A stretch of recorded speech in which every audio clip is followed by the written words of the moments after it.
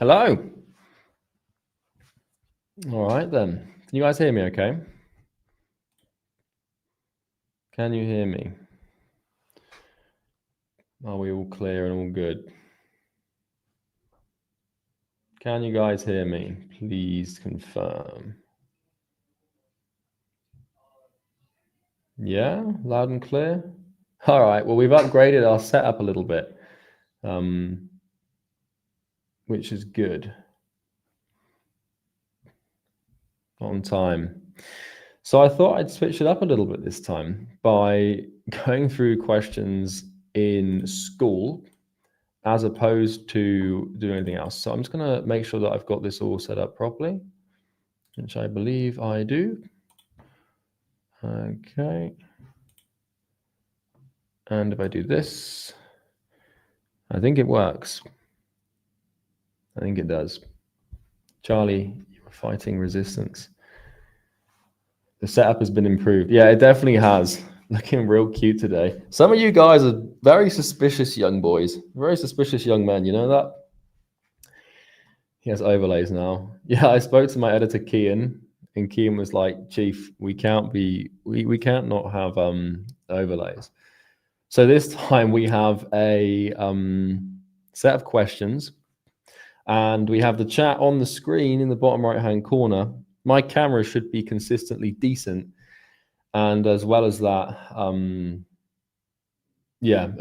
we can see the questions in the bottom hand corner. You have elderly men here too. I'm not surprised. An awful lot of guys on this stream, eh? Wired headphones and not AirPods. Why? AirPods make me feel weird, man. They give me this like weird brain foggy thing. And there's lots of research coming out at the moment on why wired headphones like are better for you than AirPods, because Bluetooth like frazzles your brain. I don't actually know the science. I haven't critically thought it through, but a lot of athletes are starting to use wired headphones because of the effect that Bluetooth can have on your brain and stuff. So yeah. So we've got a ton of questions on school. And basically what we're going to do today is kind of go through those questions because last time we basically had like, you look really tired. Yeah, I'm a bit tired, man. Been tired for a while now. We basically had a series of like chaos last time where we had like 15,000 questions and it was every man for himself. So yeah, we're going to just start and go through these questions sort of one by one. But before we start, we'll just hang out for a bit and get familiar. Why don't you get a hair transplant? I never really felt the need to, man, to be honest. And I'm not that bothered, to be honest. A lot of people ask me that because they're like, oh, you've got the money, why don't you do it? But I really just couldn't care less. So yeah. I love giving my money and your owns to Apple. Exactly. Right, let's turn the air conditioning on and let's get into it.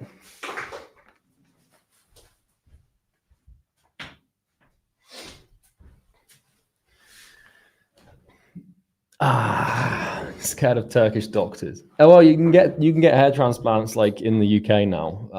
But yeah, fuck it, we don't need it. So if I scroll here, so can you guys read the can you like read the question? Can you sort of see those questions and the size of them? Is it like possible for you guys to actually read them? Like, can you see the text and like what it says to some degree? Barely.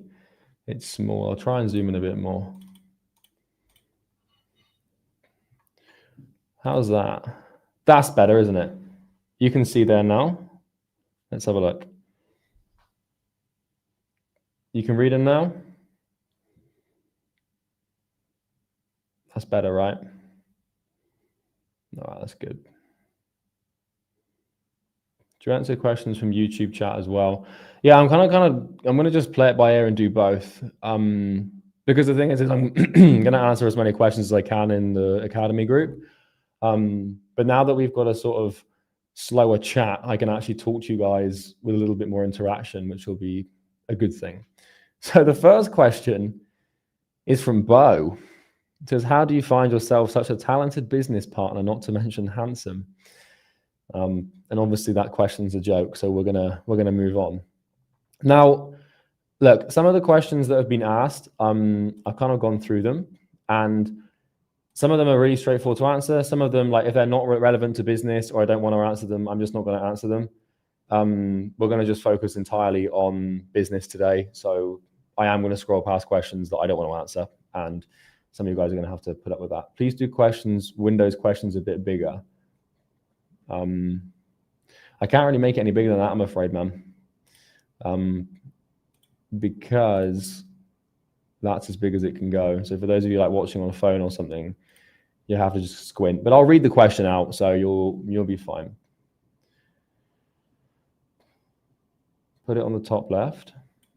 Yeah, I'm not going to move it around, but I think we're good. Cool. Let's have a look. So Alex says, if you were 18 again today, what would you do to make your first $1 million online as fast as possible? And Alex made it conditional to saying that my answer can't be to follow the course. But honestly, like the answer is literally to follow the course.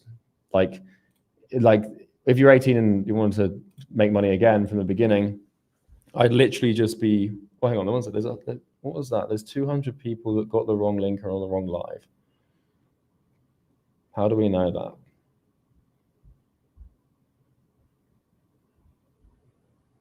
Is that true? Is there like a bunch of other people somewhere else that were not, I'm sure they'll find a way over here.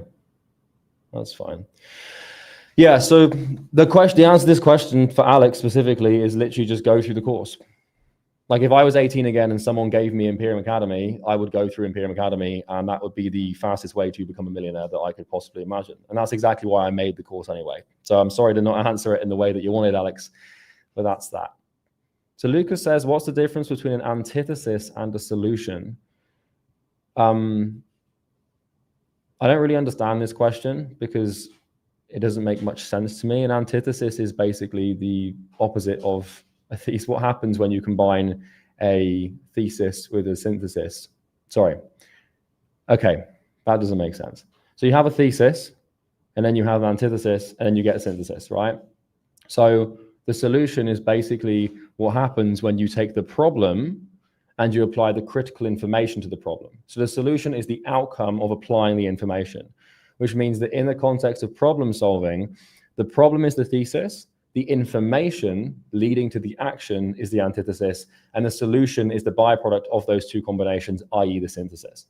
So that's the difference, if that makes sense.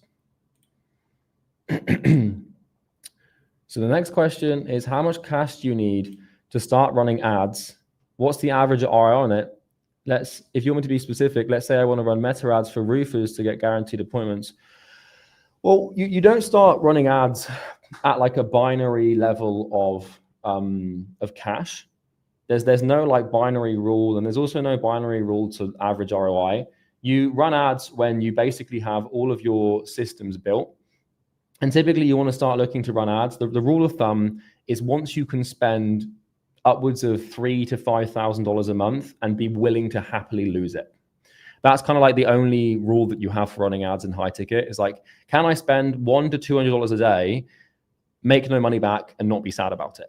Because the best way to prepare for ads is to make sure you are emotionally prepared to lose money. And if you can't lose that money, then you're not ready to run ads. And typically speaking, the only time that you're going to be in that place is when you have enough business infrastructure built so that you can actually run ads and not worry about losing a couple of $1,000s, if that makes sense. So yeah, that's specifically for like your ads, for business to business, like for business to business, like high ticket ads. So yeah. All right, let's keep going through here. Will this course help someone build a YouTube agency from scratch, or should I start as a freelancer? Yeah, it will, is a simple answer to that question. If you were 18 again and had the option to go to the best university in the world, say Harvard, would you go knowing what you now know? Probably not. When I'm going to reach the sale, when I am going to reach the sales call part, do I have to stop watching more lessons until I've booked sales calls? No, you don't, man. You can keep learning. You can keep going through because there's going to be some natural latency between starting the course, getting some sales calls, and yeah, you don't have to do that. And the same goes from closing my first client. Do I need to stay on the same lesson until I've closed my first client? Now you can progress through the modules as long as you're doing the daily action items to get the clients and get the clients' results, you can continue going on through the modules and sort of building different parts of the business. So yeah. All right. After watching module 1.4, when picking a niche, how in depth should you go? For example, with software, that can be a niche, or would it have to be a level lower, like FinTech? Yeah, okay. So the software is an industry, which is, it's not really a niche, it's an industry. So within the industry, you have like subsections of the industry, which is then a niche. So like, B2B softwares, but even that's an industry. So then you've got like B2B CRMs or B2B data tracking.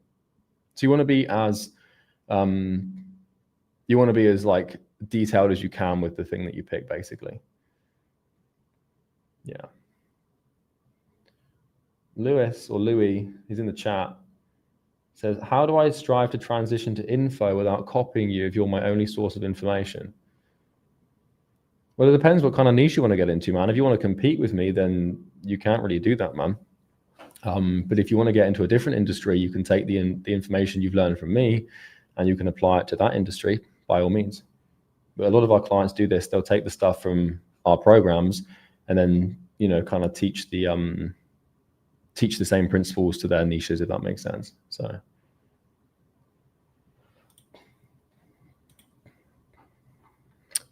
Danny, if someone was to start out, would you recommend B2C or B2B markets? And how much should a niche make per month for it to be viable? Well, again, Danny, this is like, whether you pick B2C or B2B markets is entirely upon that Venn diagram that I drew out in the, Like, so you've got what you know, you've got what you're good at, you've got what you're interested in. And it's not about like a good niche. It doesn't mean that it's B2B or B2C doesn't make a niche good. It's what makes it good for you and what your skills are, and all those other things as well. So yeah, I wouldn't really recommend that you pick it because it's B2C or B2B. And how much should a niche make per month for it to be viable? Again, man, it depends on what you're selling. It depends on what your ticket price is. There's no hard rule. I know people that make like $3 million a month selling fitness packages for $1,000. I know people that make $3 million a month selling $80,000 masterminds. It's all contextual, and answering like something direct like that is really difficult. So, okay, this is from Gabe.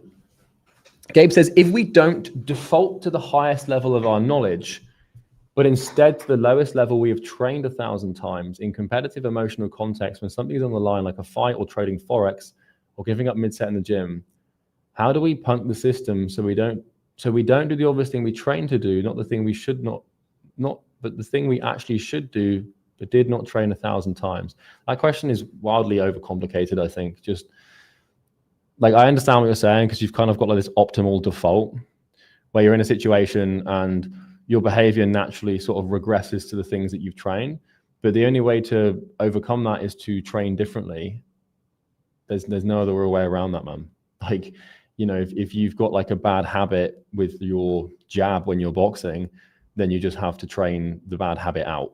So the same way that you train the bad habit in, you just train it out. You just re-practice it and you become conscious of it, and you can unlearn it that way. There's no real magical solution besides that. Is AI automation good to start in 2026? Yeah, 100%. I have an idea for a niche, but there's only 500 in my country, but still tens of thousands globally. Should I still pursue this or focus with niches more common in my own country first? Dude, we're running online businesses, man. The entire world is your country when you have a digital business. So you do not need to consider that when picking your niche. Can you flip the floor without having to go through too many oscillations as you get better and get used to it? And this is a mindset question, i.e., can you have one mini fall and another big jump and continue to have small falls? Yeah, 100%, man. 100%. Like, some of my biggest breakthroughs have come from like back-to-back breakthroughs. There's no hard rule to it having to come after some massive slump or massive plateau. It just depends how hungry you are and how thirsty you are to grow. When should you start hiring? On what MRR should we start hiring for our agency, which is paid ads lead gen? How to overcome our own assumptions like this? The client may not be satisfied, or okay, so that's two questions. Well, there's no hard rule to when you start hiring. Like there's no binary cut rule being like you have to hire at 5K a month or you have to hire at 10K a month. Because applying, binary rules to business leads to traps and all sorts of bad problems. The simplest answer is you hire when you're in real bad pain and you have the financial capacity to alleviate that pain so you can focus on something that typically is probably going to be more painful. And so hiring is about leverage and it's about capital. So first of all, you should only hire when you have the money to hire. And second of all, you should only hire when you have a problem that you can implement a hire to solve. And a lot of people have problems but no money, and a lot of people have money but no problems. And so it's like it's a combination of those two things. There's no set like number that you have to be making to hire someone.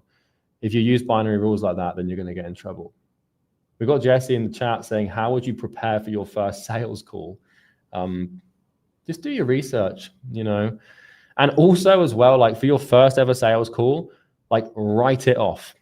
Like go into that thing with no expectation and no pressure and just relax. And like you're obviously going in to try and get the diagnosis and try and get the close. But honestly, like just don't go in with this like this massive expectation of it closing or being really scary, because all you're going to do is just freak yourself out. Just go in and be like, if it closes, it closes. If it doesn't, it doesn't. And honestly, that's kind of the attitude you want to have for the first like 10 calls. It's just like, relax, take it easy, do your research, understand them, have your questions printed out, listen intently, try and remember the training, and you'll be absolutely fine. So yeah. Okay, from Jan here. What do you think of using artificial intelligence to speed up the process? And if you're in favor, how would you do it? Yeah, you should definitely use AI to speed up the process wherever you can. But again, it's like, that's a very vague question, and vague questions get vague answers, unfortunately, Jan. So yeah, you should use it. I would be in favor of using it. How I would do it is the best way to do it, but you haven't really given me a specific scenario, so I can't give you a specific answer, sadly. M's 15 years old. What an age to start.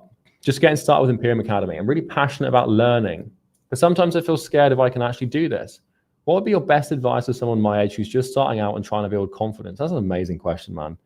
Well, look, at the end of the day, you don't necessarily have to have confidence in yourself or anything like that. You just have to have confidence in the process, and realize that if you try to like act out what you think is best, you're probably going to get it wrong, because you haven't got any experience, you haven't got any knowledge.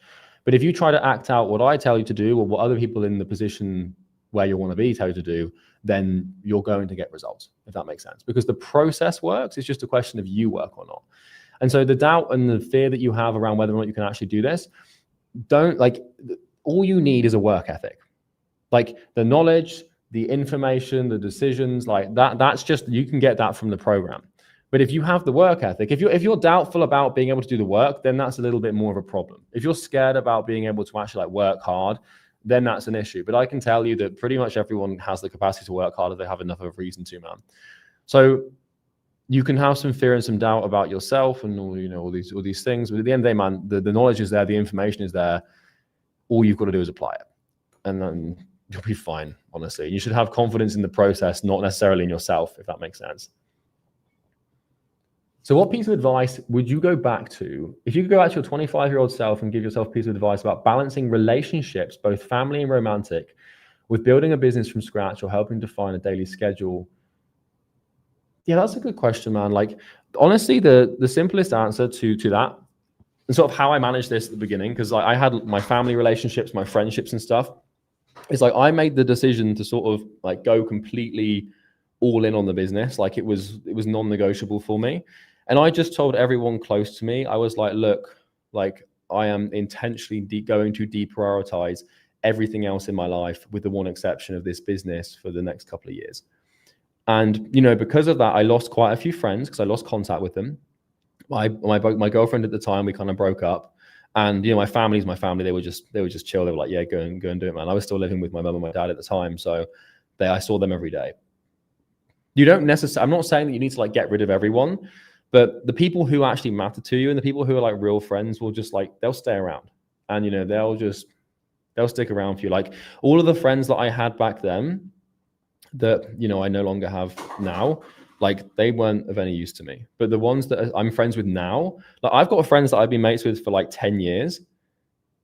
And I told them all, like, you know, 10 years ago when I first started, like, look, I'm probably not going to be available as a friend for like a year or two.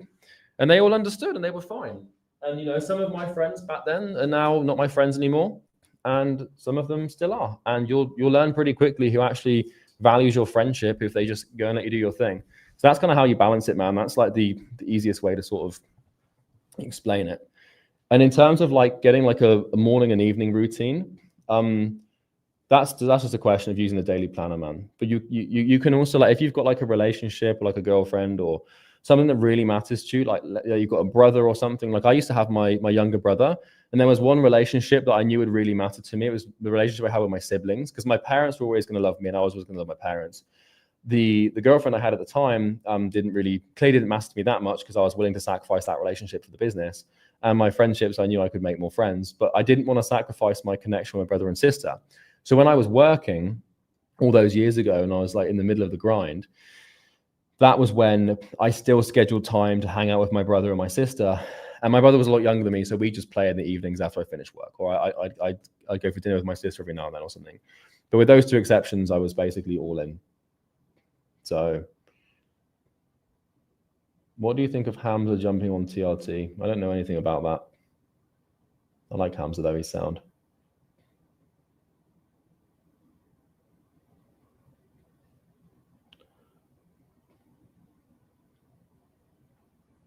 How do I know what books to, this is from Peter in the chat.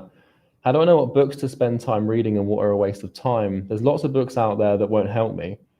Yeah, Peter, I mean, like, look, man, the easiest way to handle reading is just read around your problem. So define like what is the biggest problem in your life right now and focus on reading books exclusively around that, because the acquisition of knowledge is only useful if it helps you solve a problem in your life.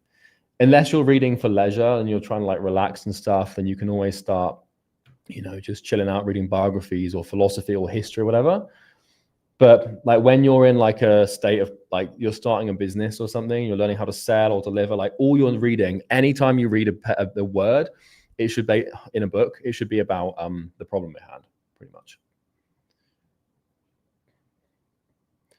Looking from the path from where I am now to where you are today, what are the 2-3 critical turning points or decisions that actually shaped your trajectory? And how do you know now about navigating those moments that you didn't understand when you were in them? That's a great question.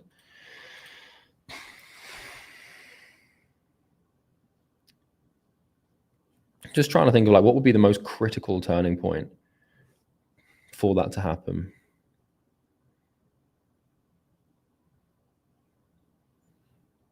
Well, I think the beginning, the first one was actually making the decision. The big one was dropping out of university.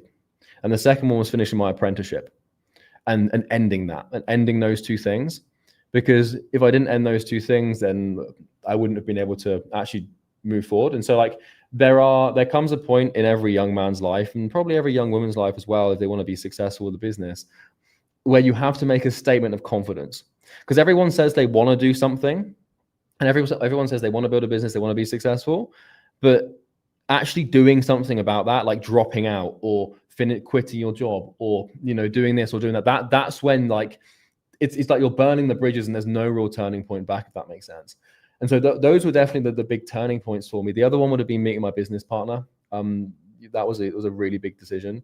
And then also deciding to get a mentor and, you know, learn under Sam Ovens. Like that was huge. That was huge. It's a good question in the chat. Charlie, have you ever had a moment where you lost all ambition and love for what you do? I'm at the point where everything seems pointless, even though it's not, but I can't really change it. You need to go to the mindset module, my friend. You need to go to the mindset module. Week 2, man. Week 2. Okay, this is a good question. I saw this one earlier. It's from Thomas. If you were 18 again, with no previous job experience, would you move out of your parents' house, get a job and grow as a person and build a business on the side? Or would you stay rent-free at your parents' house and work on the business all day? look, from my personal family situation, I would stay at home and just work on the business. And that was because like my parents weren't like on my case trying to get me to get a normal job.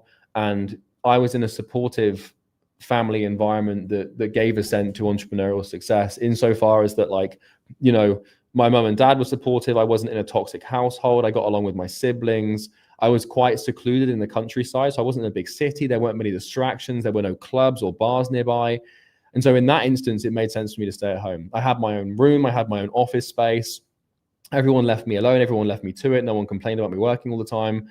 If the familial environment, if the home environment is conducive to you being successful and you can live there rent free whilst you build, then you absolutely should. But if you're in an environment that's really toxic and isn't going to be particularly conducive to entrepreneurial success, then it's absolutely time to move out. But then again, that depends on what's available to you in terms of, you know, yeah, it depends what's available to you in terms of money and things like that.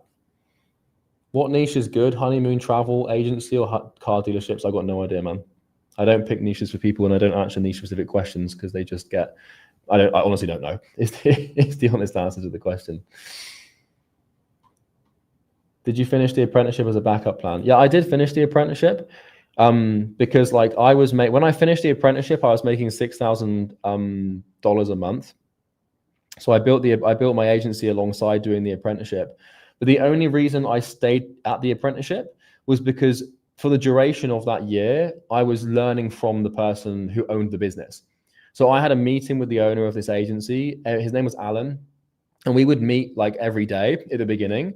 And he would share knowledge with me. He'd review my sales calls. He'd review my cold calling techniques and everything. And he taught me social media marketing and stuff. So the only reason I stayed at the apprenticeship is because I was learning so much from this guy whilst also building my own thing.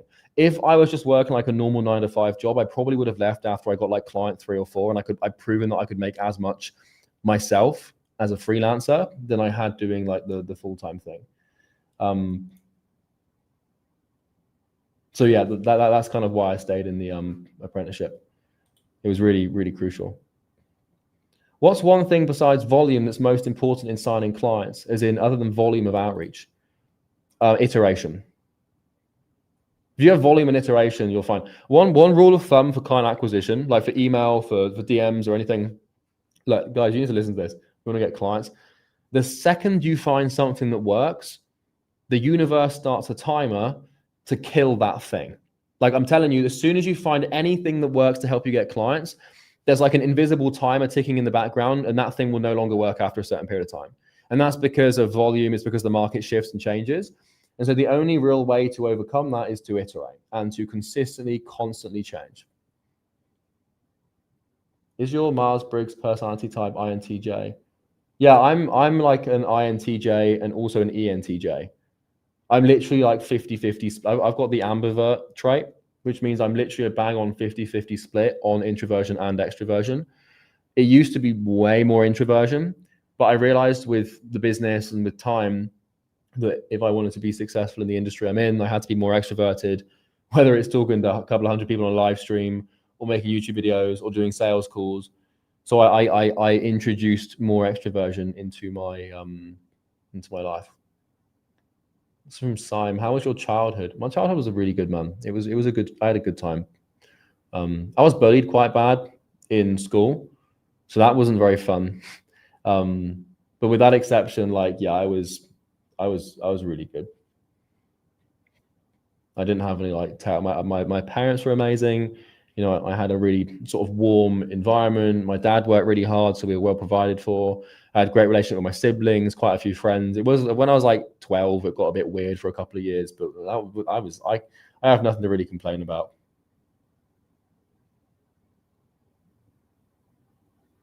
You are bullied too. I'm sorry to hear that, man.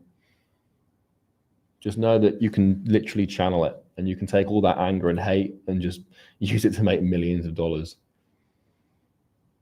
Any update on the Imperium office in London? Yeah, we're going to have an office probably next year at some point. Next one. I'm in e-commerce digital email marketing. I have a bit of experience in a small portfolio.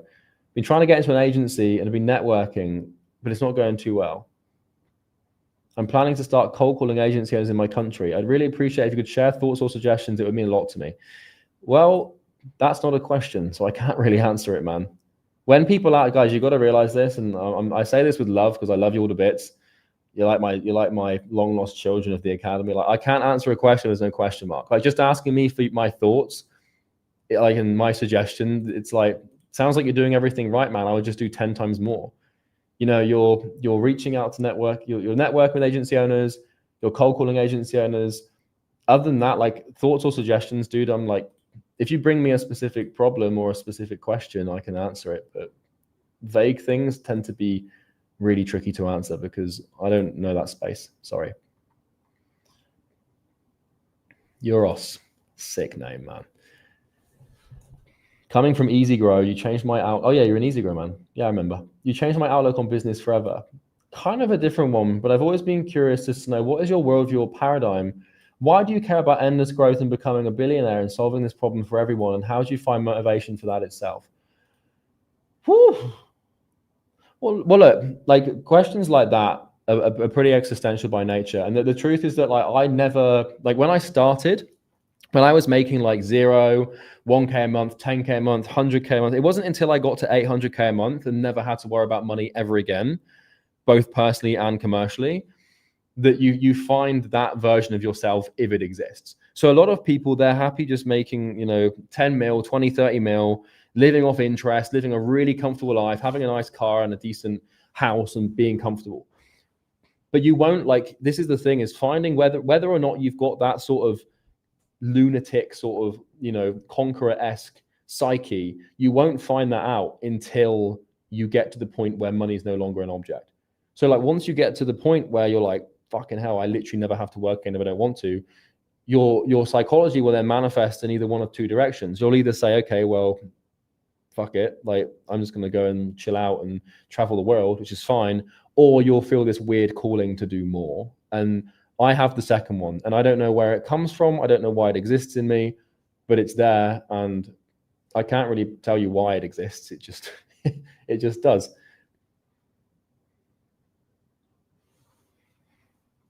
So yeah. What else have we got here? What are the main beliefs that move the needle for you? Honestly, the biggest needle moving beliefs were the ones around client acquisition, because that was the biggest problem I had. And I explain all of those in the mindset module.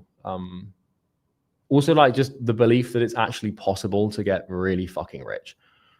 Like, I genuinely used to believe, I was like, yeah, no, I'm never going to make it, and I'm always going to be poor, and everyone, like, making money is really hard. Like, those sort of monetary, like, possibility monetary beliefs were the ones that, like, if you switch those around, like, that's where the leverage is, man. Like, because then if you actually think, like, fuck yeah, why not? There's a bunch of people this year in this program, like, probably people watching this right now, a bunch of you, hundreds of you, tens of you, I don't know, dozens of you will be multimillionaires. That you will, because it's just like the law of averages. So the question becomes, like, why not me? Don says, do you think there is no need to rush as a man in your 20s? It depends on what you want, man. There is absolutely a need to rush as a man in your 20s. I didn't know I could do that. There is absolutely a need to rush if you want to do big things. But if you want to just chill out and relax, then there's no need to rush at all, man. Do you care about money or creative fulfillment? Not really. Money is a tool. You'll get to a certain level in business and in life financially where money becomes a tool for you to build things. And that's the reason you make it. And that's the reason you want more money. And the reason that you're greedy for more money is not so that you can buy more things, but eventually so you can literally just use it to build cool stuff. And then you just sort of start these businesses where you're just like, I'm just building cool shit. That's kind of what happens. So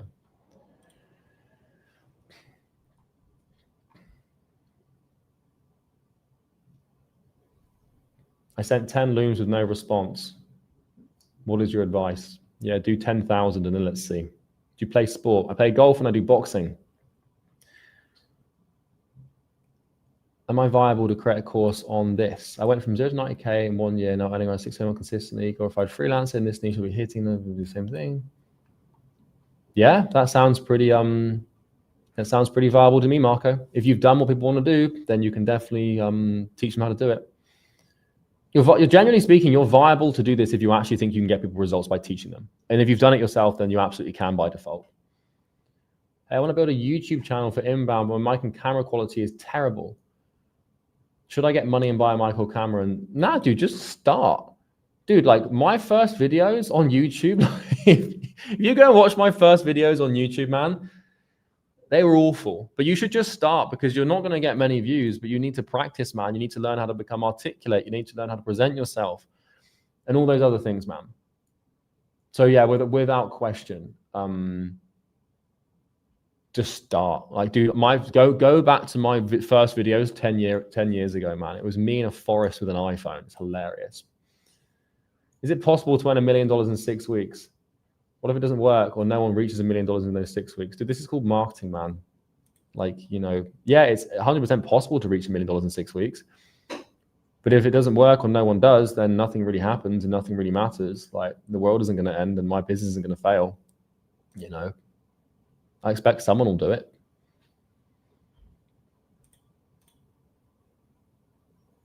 Anything's possible. Keep taking risks and failing. I feel like I'm falling behind in life. How do I not feel like I'm falling behind after reaching continuous failure?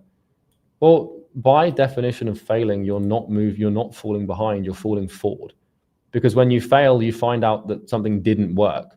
And so you've ticked off another box. Like failure is literally progress. Like, people have this so backwards. Like, when you fail and when you try something that doesn't work, it doesn't mean that you fell behind. It means you fell forward, because you now have received feedback. You've become smarter. You've become wiser.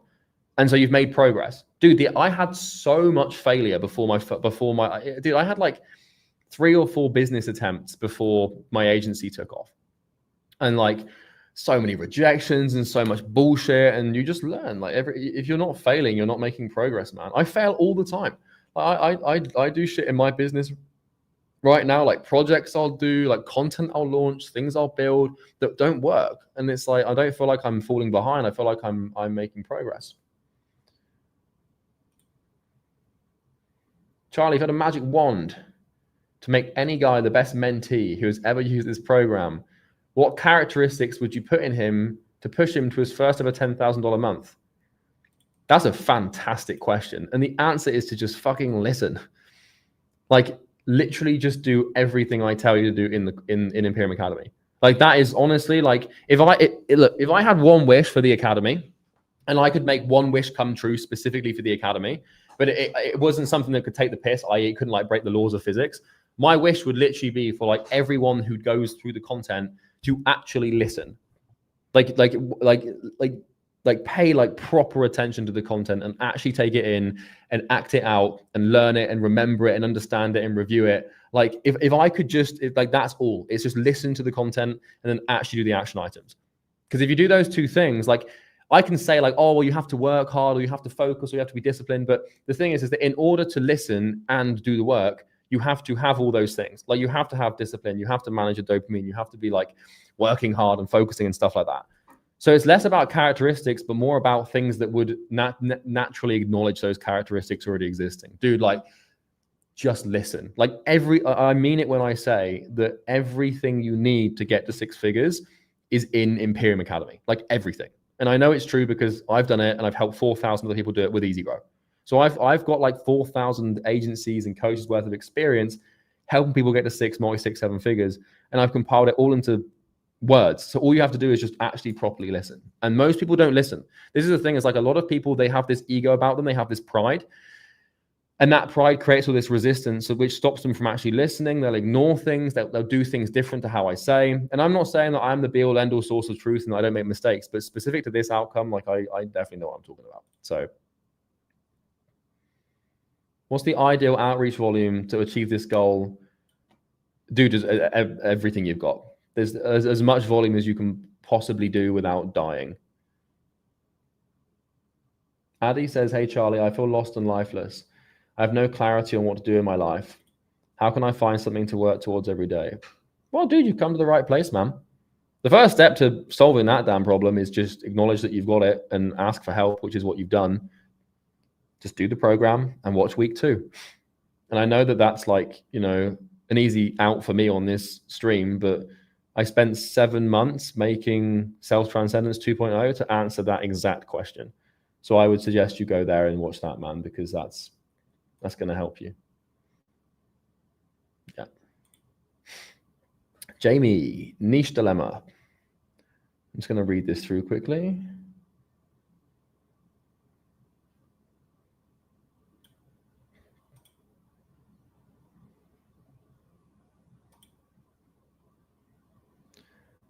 Okay.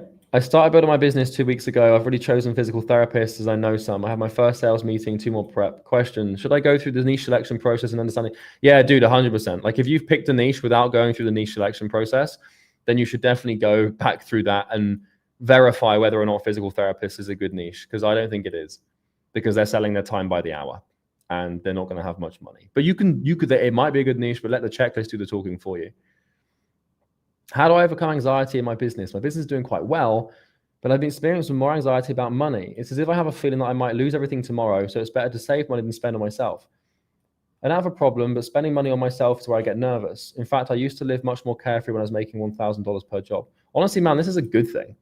I would, dude, I would hold on to that anxiety, because like eventually you're going to have so much money that the anxiety won't be there anymore. Like this is a good thing. And I really wouldn't try and get rid of that. Like anxiety about spending money on yourself that's probably unnecessary and potentially for your ego, you got to get rid of it. Like as in like you do not have to get rid of it. Like I would honestly, I like that anxiety. Like I have that about mine. Like I'll still feel a bit like, oh, do I need to buy this for myself? And it's like, that's a good thing. Like most people need that. So I wouldn't get rid of it. Would you recommend going into all the videos and watching them ASAP, or going slowly one by one and taking time to digest it and make notes? Or am I thinking, yeah, you're thinking too binarily here. You just work through them. Like, dude, go through the videos, listen to them intently, take notes, understand what the point of the video is, watch it again if you have to. But the only thing that matters is the action items and understanding why you're doing the actions, okay? A lot of action items in the program are written out because like, the reason some of the videos are so long is because you have to have context behind why you act. If I could just give everyone a list of action items and be like, go and do this, then that would probably work just as well. But the reason that people do the action items and do them properly and actually intend to do them is because of the information. So you're thinking too binarily, man. Just work through the program and just do the action items. And, you know, if you don't understand something, you can just come back and listen to it again. It's not going anywhere, so you're all good. Before entering the program, I've been doing outreach based on the material you've given away for free. Should I stop it and focus entirely on the academy, or still do the outreach? I mean, dude, if it's working, you should still do it. If it's not working, you shouldn't. Is it better to pick a niche that is more aligned with your long-term mission, or a semi-related niche with competition in science of life? 100% semi-related niche with competition in science of life. You can't have a long-term mission if you're not successful yet, man. Like there's no, I mean, you can, but there's not really any point in having like a long-term mission if you're not even surviving yet. So Issue, I see your question. We spoke about email printing cash on challenge funnel, still open to it. Not right now, man, but thank you. Bernardus, that's a sick name. How do you get rid of the trait of being judgmental? I have a lot of judgmental thoughts, and I believe it's one of the causes I have anxiety. That's a very accurate statement. Because I judge others, I fear being judged. Yeah, I mean, dude, this is a good question to ask, man. The simplest way to overcome like judging people is just become aware of it, and then like just be a little bit humble. So like if you like when you see someone and you feel that judgment come on, acknowledge, say, oh, I'm judging that person, and then just make the conscious decision there and then to just stop. And that's literally it. Just like, oh, like, you know, I've just judged that person. My judgment doesn't mean anything. I don't need to judge them anymore. And then just it's awareness and decision, awareness, decision, awareness. And if you do that enough, eventually you just won't judge people. Like you'll just I'll have this from time to time. Like I'm not a very judgmental person anymore, but I'll have this from time to time where like let's say like someone like said something. I mean, I don't know. Say someone said something really nasty in the stream, and I'm like, I could read that comment and be like, oh, what a horrible person. And then I'll catch that in my head and just be like, It's just it's a few words on a screen. It doesn't represent them, and I honestly don't care. Judge, you got to realize, man, that like one easy way to get rid of judgment is to give yourself an incentive to get rid of it. And that incentive is to understand how much energy it takes to judge people. Like it takes so much mental capacity and so much like of your mental bandwidth to judge people. And this is why, like, if anyone tries to like get drama into my life, or anyone tries to talk to me about like celebrity drama and they're like judging them, I don't want to hear it because it takes so much energy. Ben says, Charlie, what's your golf handicap? And when I hit 10K a month from IA, can I take you for a round? I'll tell you what, man, if you join the mastermind at some point, you can take me for a round. How about that? And my handicap is embarrassingly high because I've only been playing for a few months. So yeah, we'll leave it at that, mate. Do you recommend niching down into a specific niche or be better in a broad niche? I.e. online personal trainers, or yeah, this is like online personal trainers is definitely specific enough. You can be specific and then you can be hyper specific, but just being specific is specific enough. What are the most powerful singular actions to burn the boats? Yeah, dude, like that's pretty simple. Like one for me was like smashing up my gaming PC, throwing my Xbox in my bath was another thing. Telling every single person I knew that I was going to make 10K a month and be successful. Cutting off bad friends. Cutting out bad food. Efficient Eddie says, guys, does he read the YouTube chat? I do. I'm trying to flip between questions. Yeah. But yeah, like quitting your job, dropping out of university, telling everyone you're going to make it, like moving out, like there's a bunch of things you can do. So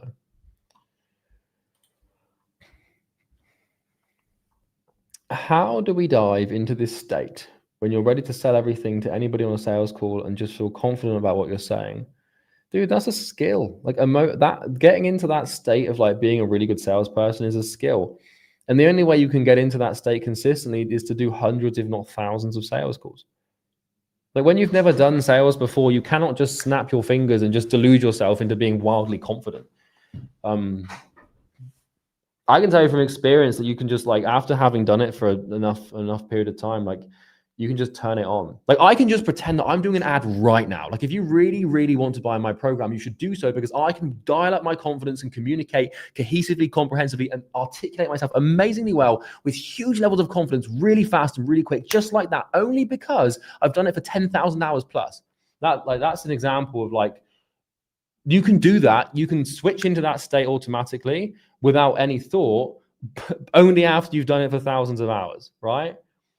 So that's like, that's pretty much it. There's no other way to like just, you're talking about being able to dive into like this godlike, monk-like sales state where you can just switch it on. But being able to do that is just hidden behind thousands of hours of practice, man.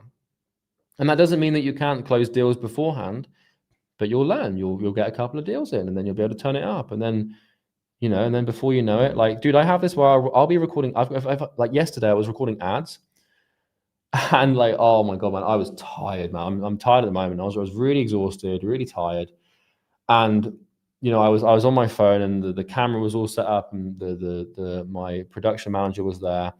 I sat down in the chair. I was like, right, okay, let's do this. And then literally like snap your fingers, eyes wide open, straight into the pitch. And then after the ad, you kind of go back to being like, oh, I'm exhausted, I'm tired. But that's just something that you'll just develop over time. So just having a British accent improve your close rate. Yeah, it's really funny you say this because in my first business, my first successful business, Northflow Consulting, my agency, we worked with gyms, American gyms, and they loved the British accent. So like in some of my old like sales calls for Northflow Consulting, I would really put on like a proper British accent at times, and I'd really lay on it thick so that they thought I was very posh, and that worked. Like honestly, they were like, oh my god, the Queen and shit like that. Like they loved that shit. And that definitely in some way, shape, or form contributed to my close rate, but I don't think it was necessarily the accent that was the thing that necessarily helped there. So I mean, yeah, it might help a little bit, but it doesn't really matter. Let's read this question. I know you won't create a full shadow work video. Do you think it's a concept worth integrating into your own life? I actually got introduced to your videos, even though focused fully on IA. Look, I want to make a shadow work video, like I do. But like, in order to do that, like to make a full, like, I'd only ever make a shadow work guide and video if I had like a full month to do it. So the answer is no, I'm not going to do that. At least not for a while. But it's definitely worth something. It's worth exploring. But I would just do the mindset module first, man. And if you need to after that, you can do it. So yeah. I have a client on a pay-per-lead basis. I make 5K a month from them, which is more than my other clients. My current goal is to get to 40K a month. So naturally, my brain is just like, let's get 7 more of those. The catch, it takes about 2 days per week to do fulfillment. So my question is, do I need to start hiring or offloading some work to be able to get to 40K? Is it unachievable without doing that? And is it actually the wrong type of client because ideally I won't be spending 2 days per week in the first place? Well, look, I mean, by default, man, like if you've got one client taking you 2 days a week, then you cannot by default deliver for 7. So you either need to figure out how to hire someone to do this for you, have AI do it for you, or remove parts of the process. So you are definitely, like, by the math alone, unless you can figure out how to make the system more efficient, dictates that you absolutely must do this. But it's definitely not the wrong type of client, man. Definitely the wrong type of client. Like, if your goal is to make 40K a month and you're happy working full time for that income, then it's definitely not the wrong type. The right type of client is the client that gets you to the goal you want to get to. Belden, I'm 25 in less than a month. Happy birthday, man, soon. Pushing business, trying to make money online, but I can't seem to crack it. I constantly sabotage myself. I keep going drinking and clubbing. How can I completely break this, or am I cooked? Yeah, dude, you're definitely not cooked. At least not permanently, man. No, you're definitely not cooked, man. You'll be fine. Go through the program, go through the mindset modules. That you can turn it around like pretty quick, man. Someone says I skipped a bunch of questions, but I don't think I did. I'm going through the school community here, and I'm going one by one. I skipped a bunch of questions in the live chat because, yeah, I basically can't answer them all. So, how to be a trillionaire? I don't know, man. I haven't figured that one out yet, and no one has. So no one can answer that question, I'm afraid. If a business is helping people sell a product and you take part of the profit from a transaction, is that business a clear B2B or some sort of B2B2C? Because now the market is selling to both people. Yeah, I mean, it's kind of the same thing. You're B2B on profit share, basically. So yeah, it's kind of both, but it doesn't make a difference. How do I find this out about my niche? Can you find their phone numbers and emails? Can they be targeted? I know women's health cannot be targeted on Google Ads, but I can create content. Is that enough, or how can I find their emails? You can buy lists, but honestly, you're probably gonna have to create your own list just by making content and creating lead magnets and stuff like that. You'll be able to find their social profiles without question on school groups, Facebook groups, Mumsnet, but for emails and phone numbers, probably not gonna have much luck. Caden says, I want to start an AI agency, but since you mentioned not taking advice from other business people, is it still okay to try and learn this? Yeah, 100%, man, 100%. Would this learning the actual AI skill fit into my foundational knowledge quadrant, or should I know how to do it before I try and get clients? Well, again, it's like you need to know specifically how to use AI to get the result that you're delivering. That's a must-have. But learning like general AI, probably not as important. So yeah. Guys, I can see a lot of you asking the same question like over and over again, and just copying and pasting the same question. So if you can just put them in the Academy chat, and if I get around to answer them, I will. Our Imperium Academy or Acquisitions Academy to improve blue-collar businesses. I still coat asphalt from door to door, but my only method of acquiring customers right now. Dude, I mean, look, you can definitely use the principles from Academy and from all the other modules and other products. They won't be specifically tailored towards that business model, but you'll definitely get an advantage for sure. So I would use them. So Charlie, people will buy Easy Grow from you and listen to you because you're an expert. You've made $1 million and now you teach people how to make money from that.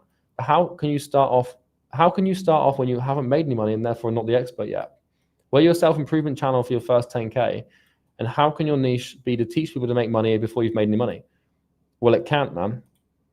You've got to realize my first business was a marketing agency.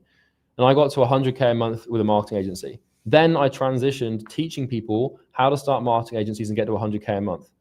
And I got to 200K a month doing that.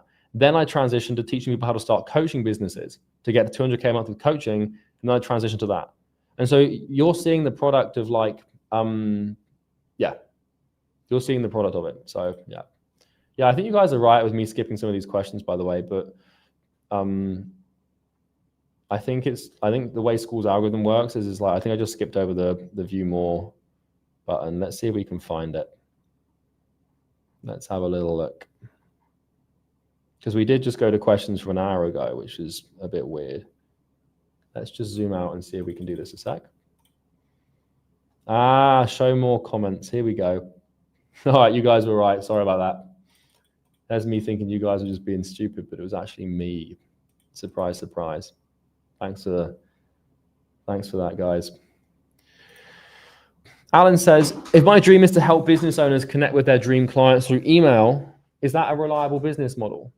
So basically lead gen for niche A by simply taking over their outreach. Yeah, 100%, Alan, 100%. I'm bilingual. Would you say it's preferable to sell to my niche but in French countries? This kind of blue ocean strategy. Yeah, but you 100% to start, but you won't be able to scale. You'll be able to get to like probably, I don't know the concepts of niche, but you'll be able to become successful and probably get to multi-six figures, but going beyond that's going to require other markets. Is it a big issue if I start working on my niche in my home country, which is not English, or should I just aim for the US or UK? Yeah, definitely. If you're in Lithuania, I just go for the US or the UK. Polina says, how did your attitude towards money change on the journey from your first $1,000 to your first $1 million? What do you know now that you didn't understand back then? Well, the main change in attitude is kind of what I said earlier of how like you stop seeing money as a resource for your own personal gain, and you start seeing money as a tool. That's sort of the main big change. Is like money becomes this thing where it's like you use it to build things and just create shit as opposed to just buy shit, if that makes sense. You definitely become like a lot of people put money on a pedestal, and by putting it on a pedestal, it in their mind it creates, it's like they sort of deify money. They turn it into this like godlike figure that's untouchable. And when you put something on a pedestal like money, it makes it harder to make.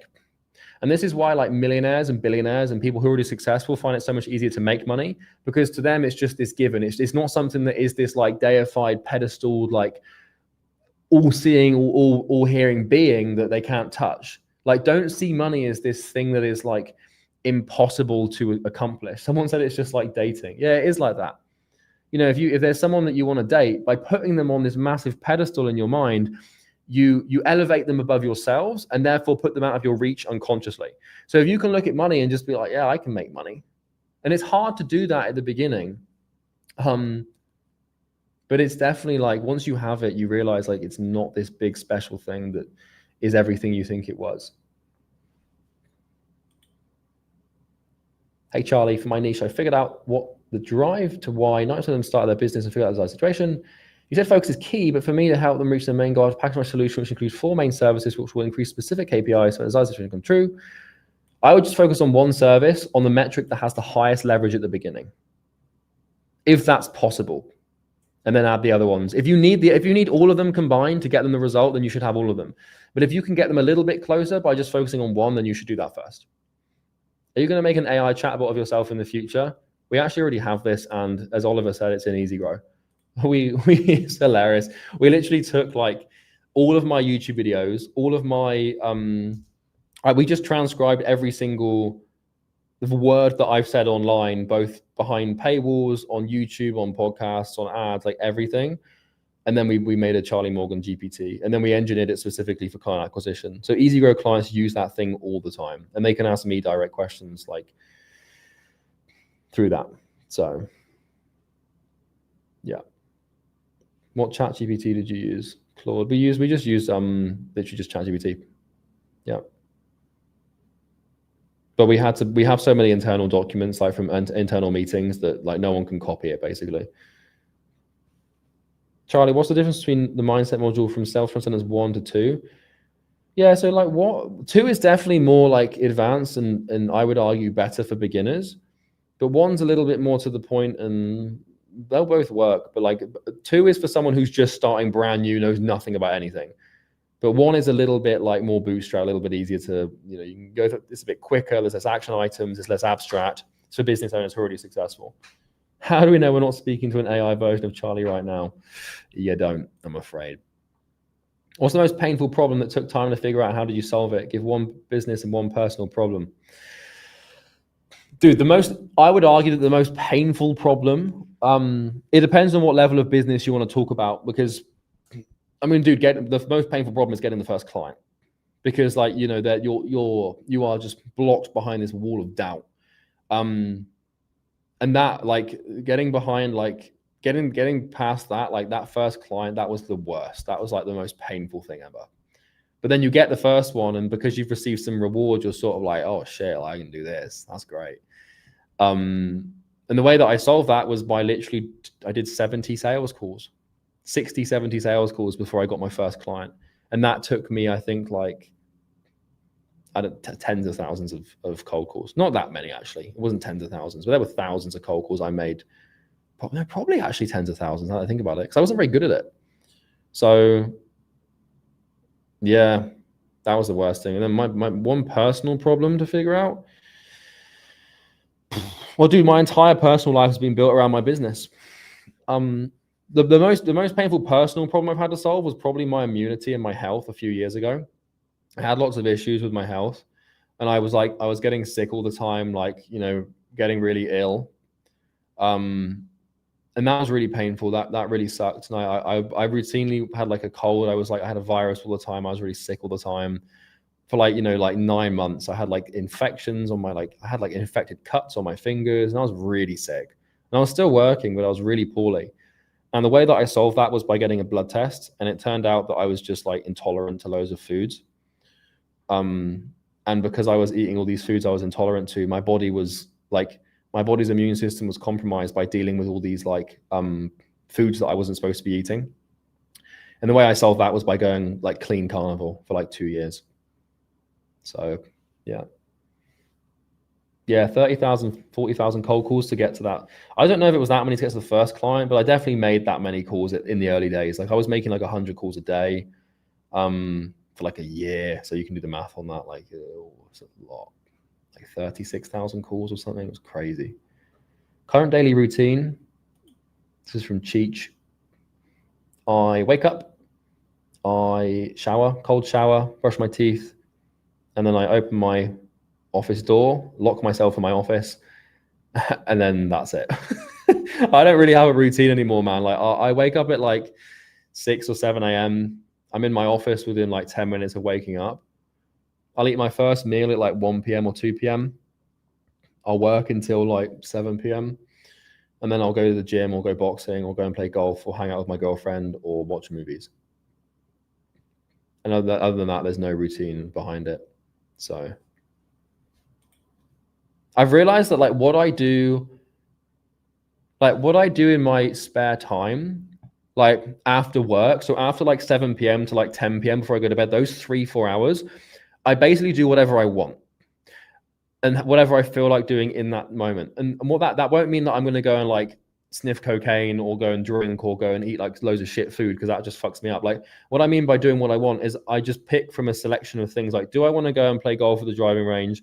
Do I want to just go and sit in the sauna? Do I want to go to the gym? Do I want to go boxing?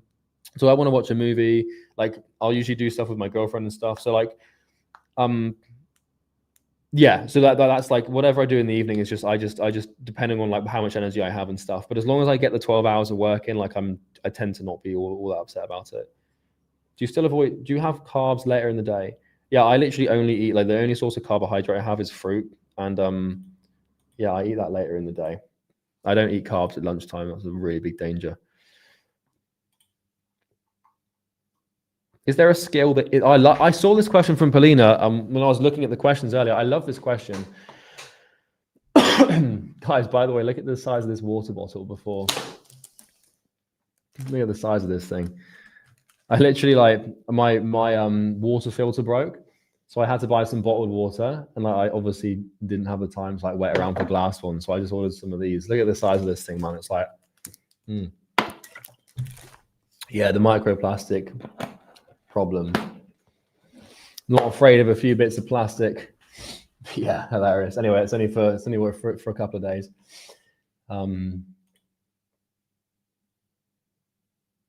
Okay.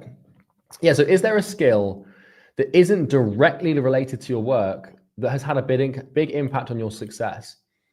One of them, like a big skill, would probably be speed reading. I taught myself to speed read when I was like 17 or 18. And that's been really helpful. That's been a really useful skill because, you know, I can absorb and assimilate and synthesize information very quickly. Whether that's an email or like a text message or a Slack message or a book, that's been really helpful because that rapidly increases the rate at which I can consume information. I don't actually do it that often anymore, but I can, if I need to like read something really quick, I can just bust out if I have to. Other than that, like other skills I have outside of work, nothing that really comes to mind. Most of the, I mean, look, I exist entirely to work. That's like my entire purpose. So all of the skills I have are engineered towards that. So not really a question, but I bet Charlie could have changed history if he poured that intellect into physics or math. That's why I can't go all in. I think there's a better opportunity course.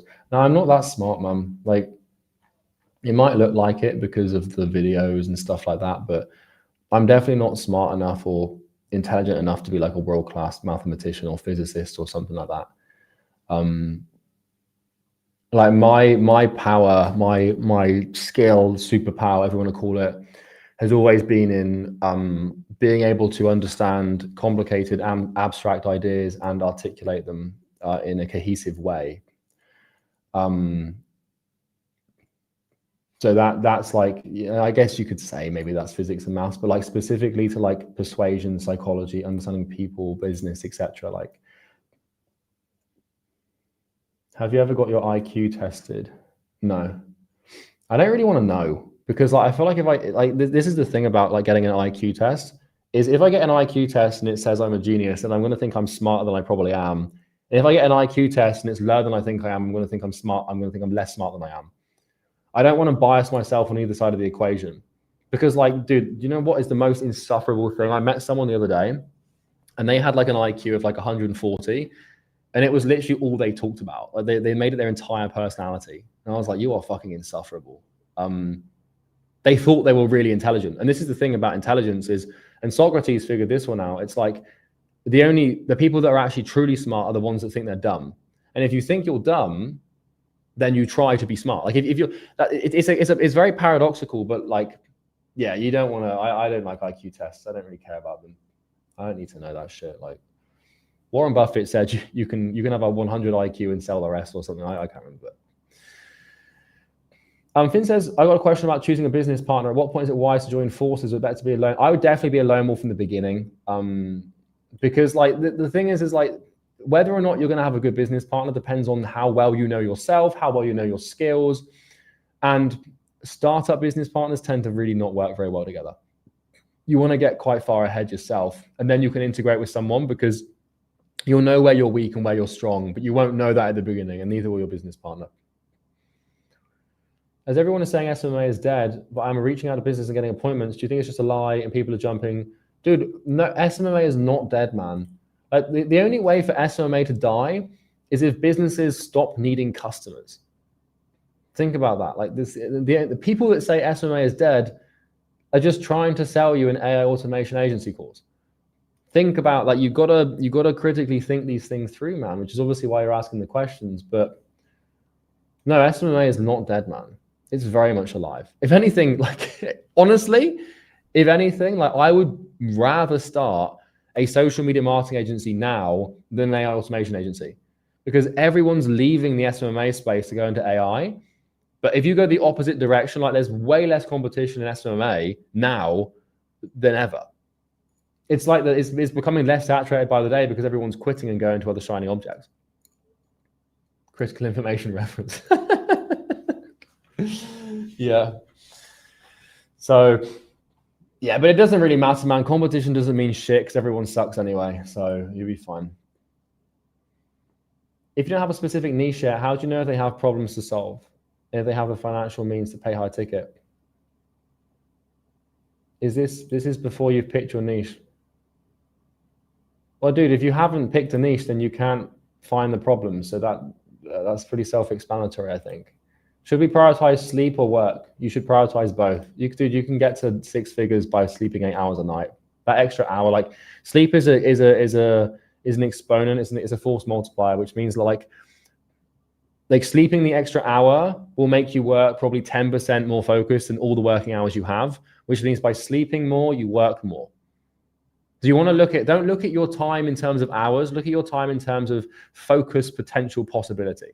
So like if I'm working for 10 hours and I work with a focus exponent of 10, then I've worked 10 hours, right? No, if I work for 10 hours and my focus exponent is 1, then I've worked for 10 units, right? But if I sleep a little bit extra and don't sacrifice my health, then my focus unit might jump up to 2, which means in those same 10 hours, I can do 20 units of focus and 20 units of work.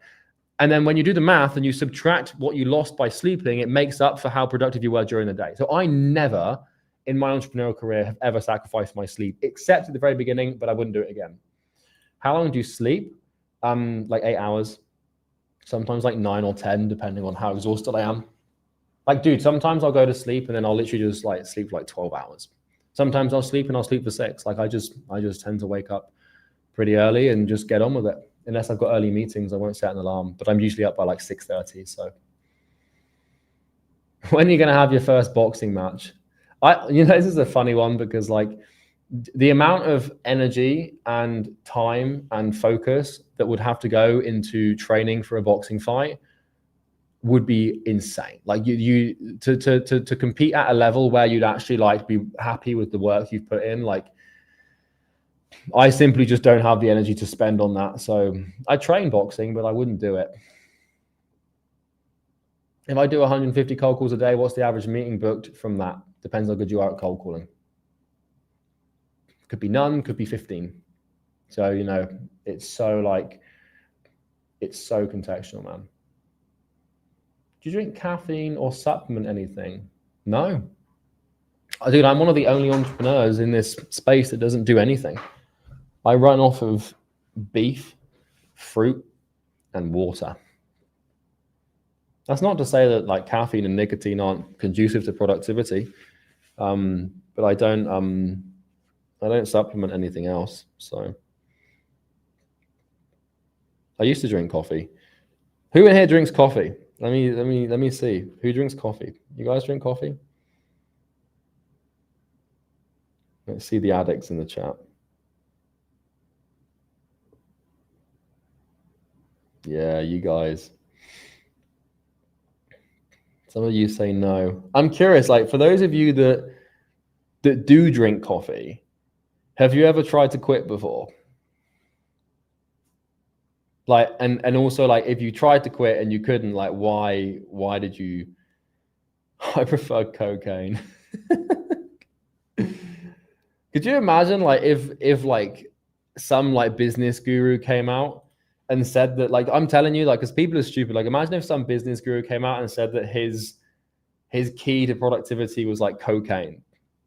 Like, people would like actually fucking start doing it, I think. Like, if Hormozi turned around tomorrow and said, hey guys, so like, honestly, I've just built my business off coke. Obviously, he doesn't do that. I feel like people would actually start doing it. Like, I genuinely people wouldn't even question it. A lot of people wouldn't, at least. Well, I know that Hormozi likes his nicotine stuff, but yeah. Yeah, I just don't drink it, and I don't need it. I've got enough energy. I've got enough natural energy as it is. Like, I don't. We all know Hormozi does coke. I don't think Hormozi is stupid enough to do coke, man. But anyway, no need to talk about anyone's drug habits. When you were starting your first business, what was your biggest fear, and how did you overcome it? My biggest fear was just failing and it not working. And the way I overcame that was by just doing so much work that the universe had no choice but to give me what I wanted. The only like I promise you, man, like the only antidote to like fear is literally to just like work as just so hard. Like, yeah,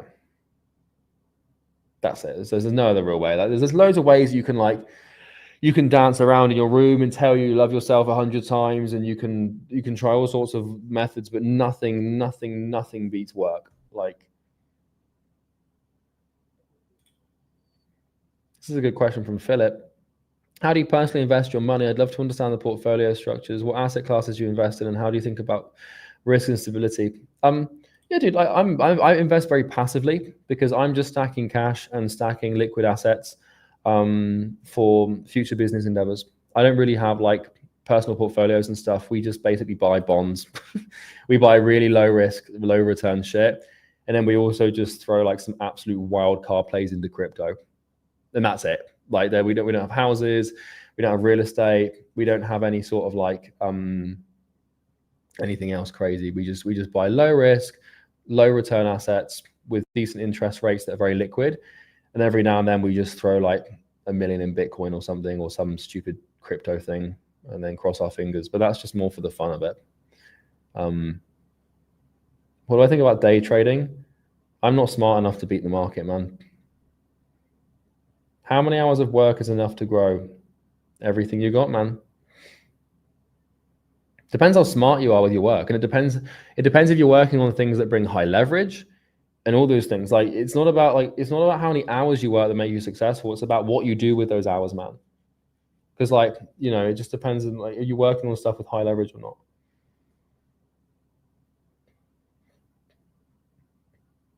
Yeah, now we've got all the crypto people getting quite upset. Dude, I like sometimes just like I'll buy like a stupid altcoin. It's just and then I won't even look at it for like 3 months, and then it's either lost all of its value or it's gone like 10x. But you only do that with money that you don't care about. You know, it's like that you don't have to, like, you know, necessarily like, if you're investing in crypto with the intention of making money, you're fucked. Like, you should invest in crypto to just be like, look, I don't care what happens with this money. If I lose half of it, I don't care. And if it 10x's, I don't care. It's just fun.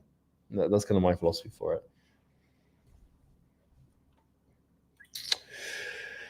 What do you think about documenting your journey, since many successful people didn't document their journey but encourage others to?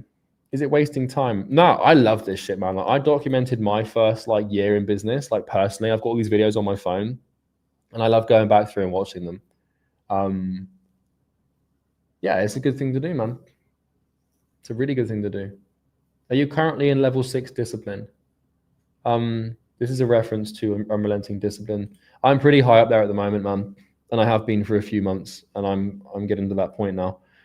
I wouldn't say it depends, because my level 6 might be your level, like a lower level. But yeah, I'm up there at the moment. I'm pretty deep in the discipline territory, and I have been for quite a bit. But I've got quite a high tolerance for it now, because I've been doing it for a long time. But yeah, I'm working on it. How to recover if you start falling off? Well, honestly, man, like you need to be active with your recovery. Like, you need to integrate. You need to be active with it. It needs to be, like, you know, properly like integrated. And for me, like, I'll recover by I can recover, like, okay, put it this way. I've got this down to a science now. Like, if I work 12 hours, so let's say I start at 6 a.m. and finish at 6 p.m. and I've been working all day with a 30-minute break for lunch, that's exhausting, right? But then that evening, like, if between like 6 p.m. and 10 p.m. when I go to bed, I've got 4 hours. During those 4 hours, there's no high stimulation, there's no chaos, there's no drama, there's no loud music. I'm just chilling, watching a movie, or I'm going to the sauna, or I'm playing golf, or I'm just relaxing. If in those 4 hours I'm trying to read a book, I'm trying to journal really hard, I'm trying to take a cold shower and listen to David Goggins and listen to 10 podcasts and speed read this and do that, like, your off time needs to be for properly relaxing. And like, there's times like when I'm really deep in the discipline zones with work, I naturally let myself do less exercise, Because like the way that I exercise with boxing and in the gym is I'll do really intensive workouts, like really hardcore, very stressful on the central nervous system. And that's just the way that I train. And I can do less intense stuff, but that's just the way that I've trained for a long time. And so there'll be times where, like, for example, this week, I'm probably only going to go to the gym like twice, but other weeks I'll go like 5 times. But the reason that I'm only going twice this week is because I'm finishing work and I genuinely feel like, oh, I'm at that point of like over discipline stuff that I need to stop. So you just AFK and just sit there. No, man. No, I'll just watch movies or just chill. If I'm like really overstimulated, like during a mastermind event, this is interesting. Like if I've got like a mastermind event to tend to, like those things are really intense. Like it's 3 days of straight speaking. And those things are like tough. So if I'm in the middle of a mastermind event, like I kid you not, when I get home from those days, I will literally come home and I will just literally lay on my bed and just stare at the ceiling for like 30 minutes. And what I'm letting my brain do is just process this overload of information. And after like an hour of that, like it's fine. It's then I'm good again. But sometimes I just need to like chill. Can't imagine how many movies. Guys, I saw him. Who's seen this movie? It's called The Count of Monte Cristo. The Count of Monte Cristo, the 2024 version. Has anyone seen that? It's really, I watched it last night. Really good movie. The Count of Monte Cristo. It's quite new and you have to buy it, but it's really good if you're into movies. I really enjoyed it. Why do you say it takes 8 years to become a millionaire? Because it usually does. You can do it much faster than that, but like the average millionaire, it takes like 6-7 years. I don't think you guys realize just how hard it is to actually make $1 million, like to become a millionaire in like cash. I'm not talking like assets where you have like a software business that does 10K a month and it's valued at $1 million. I'm talking like to actually have $1 million in your bank account after tax, like liquid. Dude, that's like that. You got to think about like you got to amass that money. And like, let's say that you make 100, let's say you figure out how to make 10K a month. After expenses, after taxes, after all of your bullshit that you spend, you've probably got like 40K left over, 30K left over. So even if you made 100K a year for 10 years, you're still only a third of the way there to making $1 million. So it's like, you know, making $1 million, man, that like keeping $1 million like is difficult. Keeping 10 is even harder. Keeping 20, 30, like it gets a little bit easier. Once you've made your first $1 million, making the next one you can do in like literally like 1/10 of the time. Because you can leverage that money to then make more money. But the first $1 million, that is a hard thing. And it honestly can take like 5 to 7 to 8 years to do, because you've got to think about how much you've got to save and like how disciplined you've got to be with the resources and the earning potential you have to have. Like, how does someone from Africa achieve the same level of success you have, Charlie? You just do the same thing, man. Why would your coordinates determine your ability to succeed? If you've got access to the internet, you speak English, and you've got a good work ethic, there's no reason why, just because you're from a different part of the world, that you can't do what I've done. Why would it be any different? Yeah, there's going to be lots of different variables, like your family environment, your culture, all sorts of things, but you can do it. All right, let's keep going through these questions. Yeah, so documenting your journey, yeah, I would encourage that. I think it's really cool. Do you think, I was waiting for this one. Do you think following the red pill and having relationships with multiple girls would lower business success? No, probably not. I know lots of millionaires that are like lustful playboys. So do I think it's a good thing to do? No. But will it stop you from being successful in business? Probably not. That's the simplest answer I'm going to give there. How much is your screen time on your cell? Well, I do like half an hour a day. I just use WhatsApp. Are you going to fix the hairline anytime soon? No. No, I'm not. No hairline fixing. Do you guys think, okay, this is a good question. Do you guys think I should get a hairline transplant or not? Let's settle this. Like, majority rules, do you think I should do it or not? What do you think about that? No, yes, no, don't, no. More sales for your, who said more sales for your program? Let's see it first. I'm not taking this hat off right now, guys. I've had a hat on all day. You are beautiful as is. No, yes, you should. Turkey is calling. I like the Alexander. Ask your girlfriend. Yeah, my girlfriend doesn't give a fuck. She was like, I don't care. Well, she says that. I don't know. Maybe she does care. But do you care about your hairline? No, not at all, man. It's so funny. Look at this comment. For scalable business, yes. The thing is I did try going bold, and I looked like I was very, very unwell. Yeah, that was a bad time for me. So, was anybody like watching my is anybody watching my videos when I was bold? You remember like 2 years ago, 3 years ago? I literally looked like I was like terminally ill. I looked like I was on like 1 HP or something, man. Like I was really in a bad way. But I think that was because of my health was bad, and like I was not in a good place then, man. I need a big beard. Yeah, I'd love to have a big beard if I could fucking grow one, but Alien Charlie era.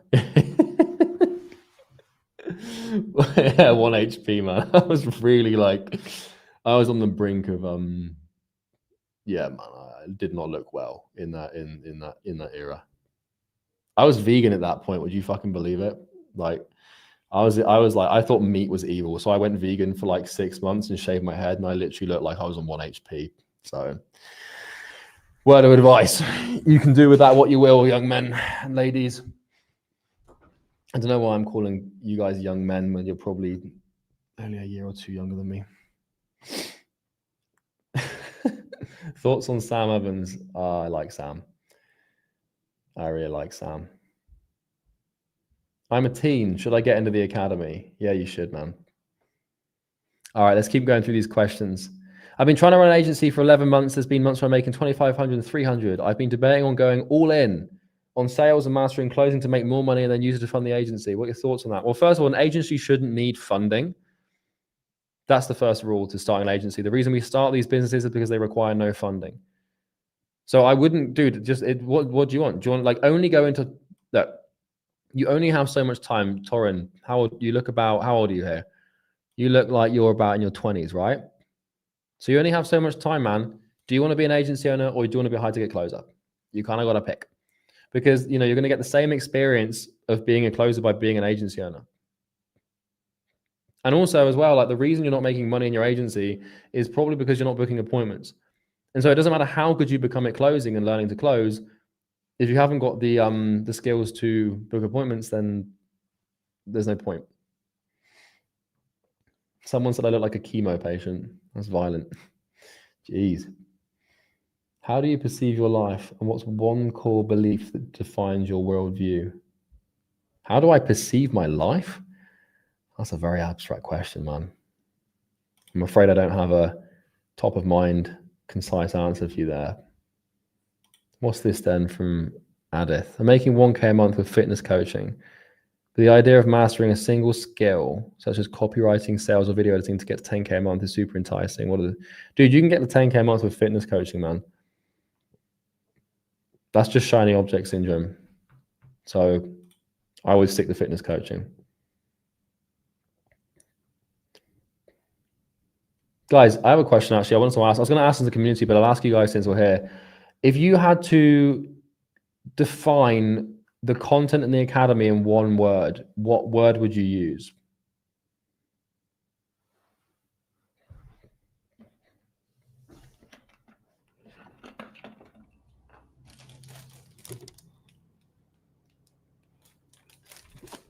Overkill. I can agree with that.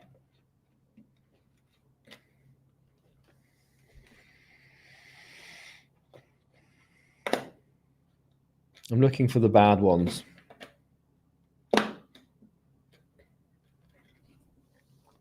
Okay. Thank you, guys.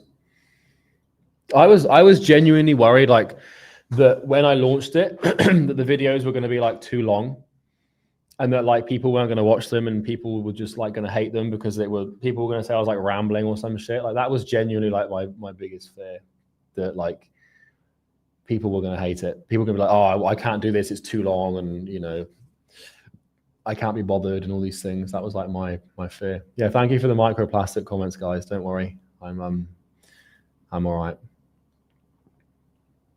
Yeah. Yeah. I do ramble a little bit, don't I? Hang on. That logo looks awfully familiar. Come on. You got to be a little bit more creative than that, mate. I'm only joking, of course.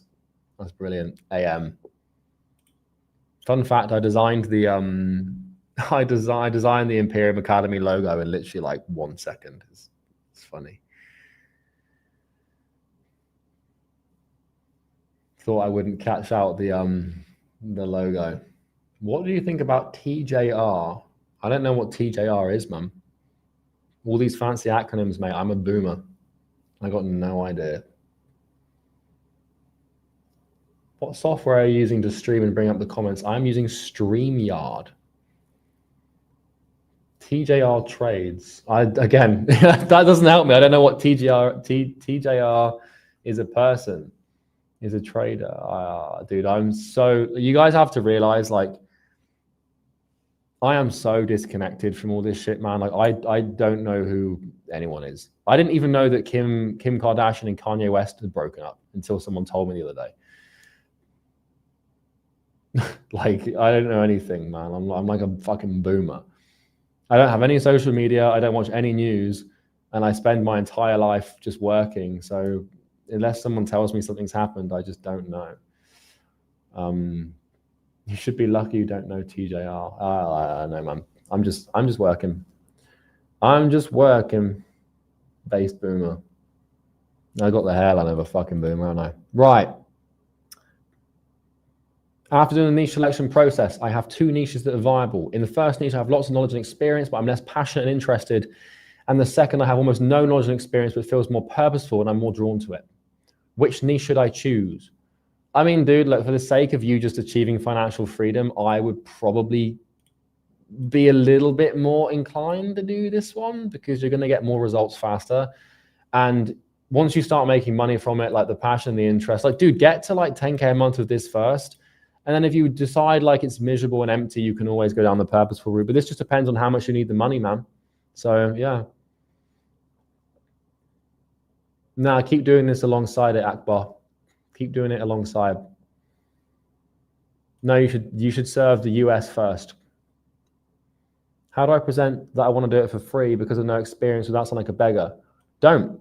Dude, never. Okay, guys, rule of thumb, never ever tell someone that you're going to do it for free. Now, I know how fucking ironic that is because the academy is free. But when you're starting a business, when you're starting like I've really dug myself a hole here, haven't I? When you're starting an agency, say pay on results. Because no one trusts free. When you say it's free, people think that it's fucking shit because it probably is, which is why you're doing it for free. But when you say it's pay on results, and when you say, hey man, look, I want to work for you and I only want to get paid when you make money, that's more believable than free. It gives you more authority, it gives them more trust. Free is free sucks, man. Like at least from a pay on results perspective. You're much more better off saying that. You are the best at the world of creating products for the info space. Thanks for being so inspiring. How do you decide between making a 3-hour-long masterclass and a 25-minute straight to the point video? I would love to create a long class, but my clients say they don't have the time to watch for hours. Yeah, okay, so this is an interesting point about content creation for like programs. Like the content should be as long as it has to be for people to get results. So if I was making 3-hour-long, 4-hour-long videos that sucked, that added no value, then you guys wouldn't watch them. But provided the videos I'm making actually add value and contribute in some way, shape, or form, then they're fine. So it's like, you know, if you're just rambling for 3 hours with no fucking reason, then no one's going to want to watch. Everyone has the time if you're actually getting them results. Like you guys would sit through, look, all of you guys do Imperium Academy and register because you go through it because you have some degree of certainty that by going through it, you're going to make money and get results. And it wouldn't, if I made the videos 10 hours long, you guys would still do them because you have confidence that they're going to work, right? And so it's not about the length, it's about the person's confidence, and people will find the time if they see the value, okay? If you can do it Look, this is the thing. If I could make all the videos in the academy 20 minutes long, I would without a question. But the reason they have to be so long is because I have to fix so many things in people's brains in order to get them the results they want. So yeah, I would rather it be 25 minutes, but whatever. What daily actions make it unreasonable for me to hit 10K a month if starting from scratch? Outreach, man. That's it. Just outreach. Once you've got your foundation set and you've done the mindset training, outreach. And you wake up, you do outreach until you go to sleep, and you do that for a year, and you'll be successful. Realistic time frame and a full-time student to hit 10K a month. I'm not going to give you one because it depends on how far and how hard you work. And how do you balance innovation while sticking to what works? Dude, there is absolutely no need to innovate. Guys, unless you're making like 100K a month plus, innovation is a waste of time. Copy, steal, beg, borrow, and stick. Do not innovate. Because the chances of like, if you've got no experience and you've never done this before and you haven't got much experience, then like, you don't know anything, and any innovation that you come up with is probably wrong. Okay, so the reason that I can innovate with Imperium Academy and try the free program and put all this time in is because I can innovate at a level because I'm already at a point where I can see the market. But in the beginning, dude, just stick. Asrod says, is 100K a month achievable in a niche with 30,000 companies? Absolutely, man. Dude, gym launches in the gym niche, and they make like 40 million a year. And there's like 60,000 gyms in the US, or maybe like 100,000. So yeah, 100%. No two ways about that.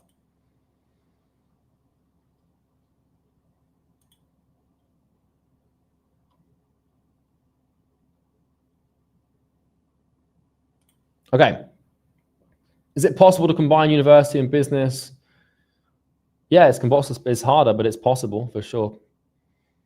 If you had all the time in the world and started from zero and had to follow this course to go to financial freedom, how would you do so? Would you watch all the videos first and then the action plans as they come apart from the outreach, and then do everything once you have set up and rewatch how? Yeah, okay. So if I was doing the academy and I was starting that thing from scratch, what I would do is I would watch the videos one by one and do the action items as they come up, and then I would do them as they come up, basically. And then once I got to get to the outreach videos, and then just blast outreach, and then just like spend a couple of hours a day just rewatching the mindset videos. Honestly, that's what I'd probably do. Yeah. Yeah, we've answered this question already, I think. Yeah, you are viable. I want to build a YouTube channel for inbound, but my mic and camera. Oh, hang on. Yeah, I've answered these questions now, I think. Okay, let's go through these. We're making some progress here, guys. We've answered this question, we've answered this question, we've answered this question, we've answered this question, we've answered this question, we've answered this question, we've answered this question. What's the most important decision you have to make in your business career? Probably who to partner with, honestly. Beau. What's your plan to become a billionaire? Like, actually, I know you have one. Yeah, I have one, but for now, it's a bit secret. There is another more comments button. Shit. Where is that then? Let's find it, shall we? How many questions do we actually get in this? We got quite a lot. Like fucking hell, we got 500 questions. Jeez, you guys are mental. Where's the more comments question? Here we go. Right. All right, I got a question for you guys. Do you want me? Okay, so I'm going to go through some more questions here. Do you want me to go deep on questions and explain, or do you want me to just answer really quick? Because I can blast through these real quick and just give you guys really straight answers, and we can test my mental horsepower here and just do them real quick. Depends on the question. Right, let's do some quick fire shit. Let's test my mental capacity here for a second. How has the business landscape changed for someone starting today compared to when you began? It's got harder. What books would you recommend to your younger self that are not mainstream or well-known? I wouldn't really read any books. I just watched the academy. Which subjects should you study for business besides business and go deep in on, like history or psychology or biology? Psychology and biology. AI agency, SMA and AI voice agent, best opportunity to make money in 2026? No, there's lots of opportunities. Yo, Charlie, I have some questions about learning and understanding. How do you create information? What is your learning process like? Do you have a second brain or something? I just read and work on the business, man. I don't have a process for learning and understanding. If I already started an agency before joining the academy, how do I balance learning the first few weeks without skipping to the outreaching or sales stage? Well, you should only skip to the sales stage and outreach if you already have solid foundations in the business and you're already successful to a degree. You can skip them then. How's that? Is that too fast? Tell me. Is that too fast? I need to know from you guys. Don't speed run these. No, keep going. Good tempo. Too fast. The YouTube questions get answered. That's good. It's good. All right. I'm getting some mixed feedback here. So I'm just going to assess by how many live viewers we have and how many people are actually staying on. I'm not going to do this, by the way, guys, with these live streams. Like I'll switch between high tempo and I'll just answer the simple questions quickly. How about that? I've been getting results for low ticket local clients, but I'm struggling to leverage those clients to sign high ticket retainers for international clients. What's the best way to position and present my existing results so I can attract clients willing to pay 1 to 3K a month? It's a good question. The answer is not to tell them they're low ticket local clients, man. Just if they're in the same industry, then they'll be absolutely fine. Whether they're local or international makes no difference as long as they're in the same niche. How would you go about content and inbound if you're starting a business from scratch? I would just start it, man. Simple as that. It's a vague question, so it gets a vague answer, sadly, man. What would you tell your 17-year-old self? Never give up. What do you think of Andrew Tate's The Real World? I never think of it. I am from Egypt and have a part-time job making $50 US a month and no savings. I'm starting the course, but I'm worried I might need the money to start. How much do you think I need to start? A couple $100 is useful, man, but all the softwares that I recommend are the only real expenses, and you don't necessarily need to absolutely incur them, so you can bootstrap it with nothing. It might be a little harder. There's no question mark here. Alexa, Charlie, I've been in this entrepreneur world for years, but during that time, I haven't earned absolutely nothing. I've never done outreach because I've always had the problem of being perfect. I'm always afraid I wouldn't have to answer questions the client would ask. Do you have any advice for me? Yeah, dude, just fucking do the outreach, man. Like, you know the answer to that question. Just do the outreach and stop being a pussy. And I mean that with love and respect, man. Like, stop being like all frightened and shit, you know?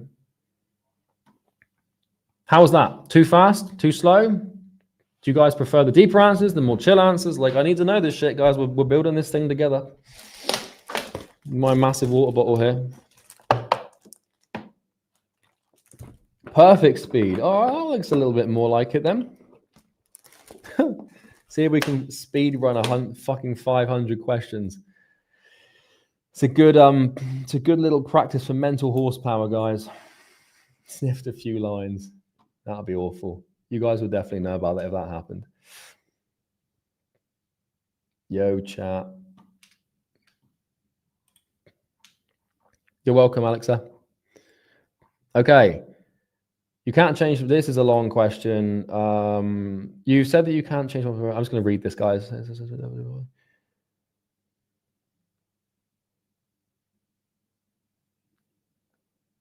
This is way too complicated, man. Like, you're just overcomplicating it.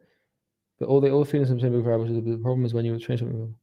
Yeah, dude, I wouldn't worry about the abstraction of this too much, Marcel. I would honestly just get back to work, man, and don't worry about this. Like, don't get lost in the intellectual source here, man. Just crack on with the program.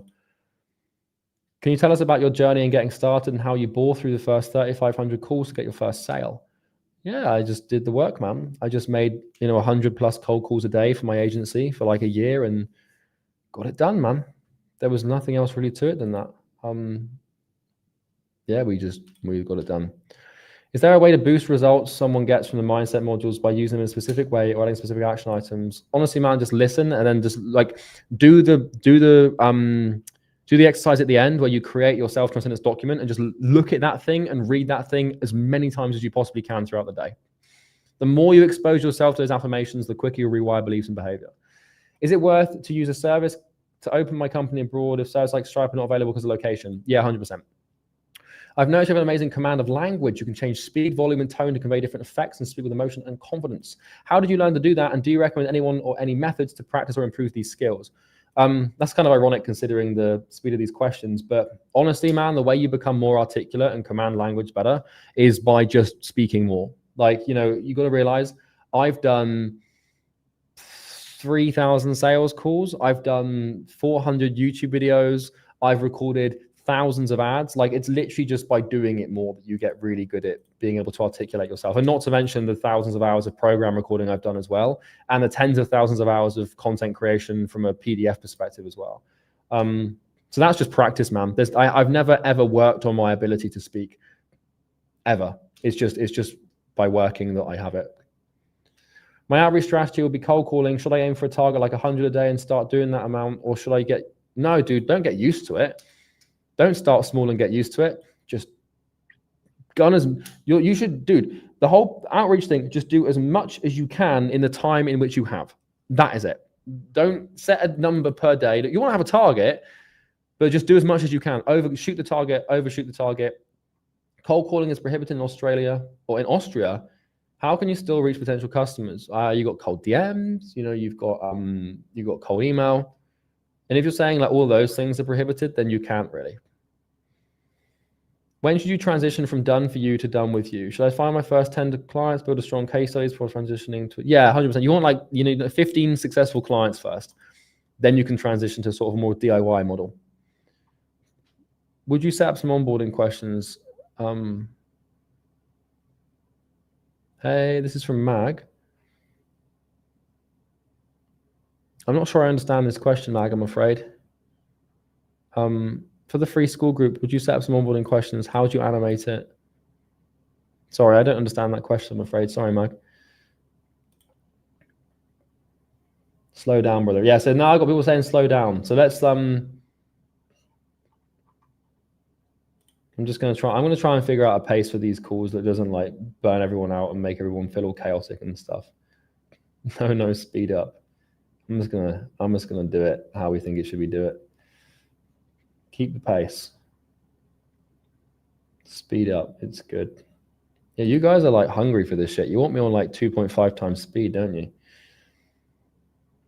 Just extracting as much possible value in as little time as possible. I'll just become more concise. Thinking of choosing the parenting niche because it meets all of the criteria for a viable niche. I'm passionate about raising children. How should I decide in which way to narrow down? Specific age of the parents? Yeah, again, it's going to be based on what problem they have, man. So maybe kids with ADHD, maybe teenagers that want to go to universities, like to Harvard or something. Definitely narrow down before total niche immersion. You might like I work with kids who have potential to be professional athletes or something like that, right? Haven't gone to week two yet. What are the most common traps or pitfalls people fall into the profession of being successful? Honestly, man, everything in week 2. I'll just watch that. Is this program okay for people 40 plus? Oh, 100%, man. No, 100%. Like if you're in the middle age, you are 100% in the right place, man, and you can have your renaissance. Yeah, I just say this being in late 40s or 45 because most of my audience is like teenagers and people who are 20. So to them, this seems way like miles off, but obviously it's not, as you're aware. But it's 100% for people over the age of 40. 100%. What's the best way to get your first 1, 10, and 100 customers for online coaching? Dude, as much outreach as the way you get your first one will be the same way you get your 100th, man. Just as much outreach as humanly possible, as much volume of cold outreach as you can comprehend and imagine. I just finished picking a niche video. Some niches I don't know the situation. This is not a question, so I can't answer it. If you had no sales experience, is this course excellent in sales training? Yeah, 100%. Paige, if you go to the sales training specifically, it's the exact content that I've helped more than 4,000 agency owners, coaching consultants make over $300 million, like the exact same script. It was from EasyGrow originally, and we've now updated, or we're about to update the EasyGrow sales module to be more advanced. But this one will more than help you become a sales expert. It's the exact script that I use to build my businesses. Does the truth lay somewhere in between? Yeah, dude. I mean, look, you can become financially free in 6 weeks or less. That's the point of the program. but it's probably going to take a little bit longer than that, guys. This is marketing at the end of the day. Have you had your clients succeed in the health niche? Yeah, loads. We've got loads of marketing agency success stories, but we've got lots of coaches in mindset niches, in spiritual wellness niches. We've got a guy that helps people with diabetes and gut inflammation. So yeah, this is awesome. We've got loads of people in those industries. I'd like to ask your opinion on dynamic pricing. I offer a DY coaching program, helps car dealerships manage SEO internally. I'm thinking about dealerships currently retained by 6, so that's not a question, man. So I can't really answer it, man. Yeah, I don't see a question here, my friend. I need a question mark and a problem. Sorry. What do you think of Looksmaxxing? I don't. Who here Looksmaxxes? Is anyone Looksmaxxing in the chat? Come on. I'm plastic maxing at the moment, sadly. I'm actually really curious to know if any of you guys like Looksmax. How do you even look? What do you even do to Looksmax? Like, what does that even look like? Like, are you like putting like cream on your face or something? And then like, what do you actually do to Looksmax? Like, do you like paint your eyebrows or some shit? Rope maxing. That's ridiculous. That's savage. Skincare. Mewing. I still don't know what mewing is. Is that where you like open your mouth really wide so your jaw looks good or something? Chewing a towel.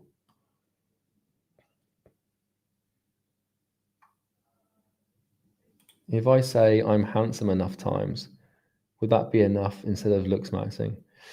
I'm sure it will be, man. You guys are unhinged. I don't think going to the gym is Looksmaxxing, is it? That's just exercising. Guys, I literally sound like a 50-year-old man. Bloody hell. I realize how much of a boomer I've become in the last like couple of years. Like my little brother's 18 and he'll send me so many like memes and stuff, and I don't get it anymore, man. I don't understand it.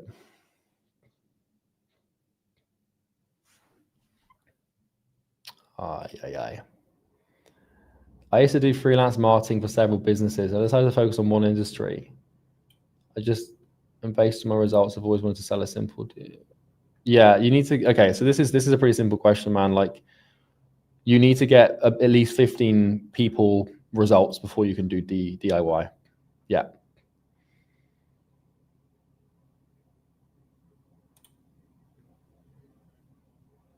The most important thing I'd focus on first to rebuild my life and the business, just watch the program, man. Watch the course. That's what it's there for, brother. How to tell if a niche is saturated or not? Honestly, yeah, literally just that YouTube video. I saw it earlier. Dude, like most niches aren't saturated, man. Like if people have a problem and you have a solution, then you can sell it. How much does the total software stack cost? You mentioned go high level. It depends, man, because like people need different softwares for different reasons. There's no like mandatory software purchases here. Like you can build the business and the program without a bunch of the softwares, but it just depends on what you need. The main one you're going to need is a scheduling software, maybe a funnel software, but a couple of $100 a month max, really. Your FAQ is a gold mine. For a beginner selling digital products around the world with no budget, what fundamental things he has to know if he wants to do? Guys, these really vague questions like about like what's the one thing that I need to know to make money as quickly as possible? And also I'm pretty sure that okay, look, dude, if you're selling digital products, the main fundamental thing you have to know if you want to succeed is marketing. And that's it. Like if you want to succeed and make the most money as quick as possible, selling digital products, it's marketing. That's as precise as I can be. Best 3 pieces of advice you can give me as a student who wants to make as much money as possible with no budget, as quick as possible, and why? Do the work, don't quit, and get really good at marketing. Because if you do those 3 things, you'll become successful. Yeah, we'll move on from those questions. This is a question I've always wanted to ask you. You often talk about self-image, that you should see yourself as the best version. I'm at my best when I hit 150 a with my business. I enter a rut and to get out of that rut, you should progressively overload. Let's say I start to overload progressively from 30 a day back up to 150. There's conflict mentally that I'm telling myself the best way to do 30 a day. So basically, how do I satisfy the urge of being my dream self while progressively overloading it, if that makes sense? You got to realize, man, that like progress, like personal progress, like becoming a better person, like requires you to relapse. And doing 30 a day, 30 outreaches a day, it's like you're still doing the work and you're doing more than you would have done when you first started. So your lower version of yourself, it's not about the dream self, man. It's not about the high, it's about the low. And if your low point is doing 30 a day, then all you've got to do is look to increase that. So when you're in your rut and you're doing as little as you can, just try and do 40, try and do 50. Don't focus on trying to become your dream self. Just focus on not trying to be your lowest self, if that makes sense. Like, you just need to invert it, man. How would you best market a SaaS? I don't know, because I've never had a SaaS before, man, I'm afraid. What do you think about low ticket school communities versus high ticket programs? I think both work. And yeah, I don't really think about the low ticket thing all that often because it's not really my world. So yeah, sorry about that. Currently running an offer where we create digital twins for small businesses so they don't have to film anymore. Currently 15K MRR. Advice on scaling, please. Running VSL ads in Q4 is not working. Very high CPMs. Currently playing with IGDM ads. My question is, how would your program help? It's jumping on where the resident ads expert is looking at 1 or 20 clients. We're going to detailed advice. Well, this is the thing, Nasar. It's like, if you've got a problem with scaling and the systems that you have aren't working, then jumping on a call with an expert isn't necessarily going to be the thing that helps you. It's the infrastructure and the systems that will help you. And honestly, man, like if you're wanting to scale from 15K upwards, just getting into Easy Grow will help you do that, which obviously I'm incentivized to say. But it sounds to me like you need to build some actual infrastructure and some proper systems. And you also, I'm not surprised that VSL ads aren't really working because the budget you can properly give into that at 15K MRR is really low. So I would look at building cold email systems, cold DM systems, cold calling systems, whatever you can. But all of the infrastructure we have for that is obviously contained in Easy Grow. So I don't want to like paywall the answer, but the reason I can't give you a detailed answer here is because that's what Easy Grow is for. And yeah, it's kind of, you're a little bit further ahead than everybody here. How do you get so good at articulating your thoughts and ideas? Honestly, man, just practice. I've just been talking into a camera for 10 years. I've done my 10,000 hours of speaking, so I'm quite good at it. Have you ever had to deal with disillusionment, and how did you? I don't know what that is, Mike. Can someone tell me what disillusionment is, please? In the chat. Do you mean like disassociation?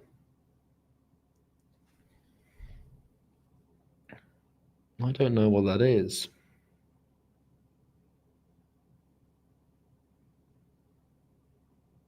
A feeling of disappointment resulting from the discovery that something is not as good as one believed it to be.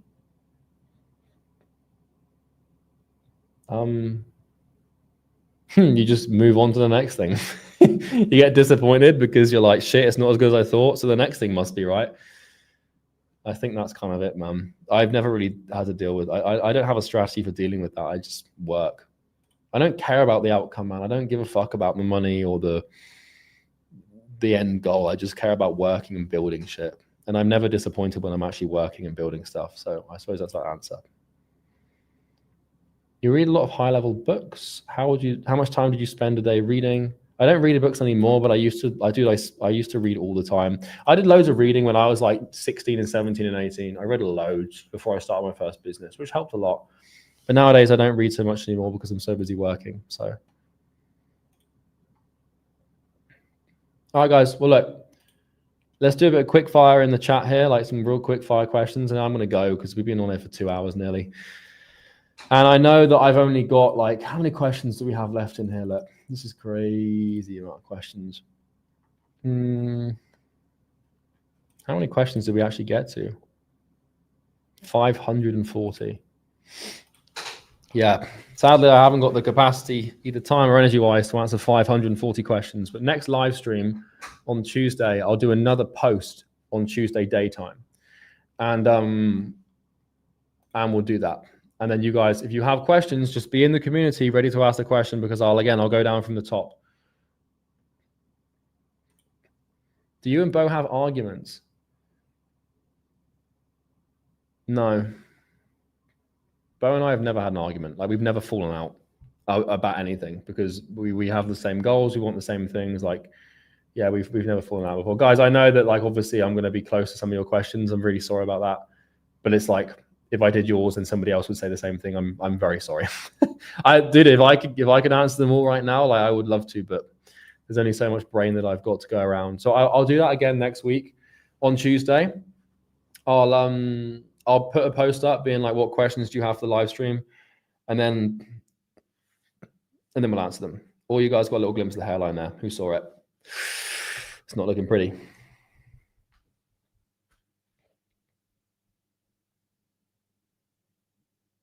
Let's start this one. Does staying celibate help in making progress in business faster? I'm not sure I'm at the point I'm helping myself reach my goals faster. At what point am I just torturing my body and ignoring my needs? I don't really have any thoughts on this, man. Like, whether you're celibate or not is not going to have an influence on how much money you make, man. Like, why would it? You know, plenty of millionaires have sex all the time, man. I wouldn't overthink that stuff. Hair transplant at 9 figures. What do you think about starting slowly and scaling the volume of outreach with time, because I don't have the habit of being disciplined with consistency? I think it's a load of shit, man. Just do as much as you can immediately, as fast as you can. The only way you're going to build the habit of being disciplined and consistent is by doing it. So do as much as you can all the time. All right, that's 2 hours, guys. I'm going to go and I'm going to look at a wall for like an hour or something. My brain is now fucked. But how is everyone finding the Academy so far? You guys enjoying it? You having a good time? Is it helpful? Is it good? You enjoying it? Do you hate it yet? You'll hate me after a while because of how much work you've got to fucking do, you know?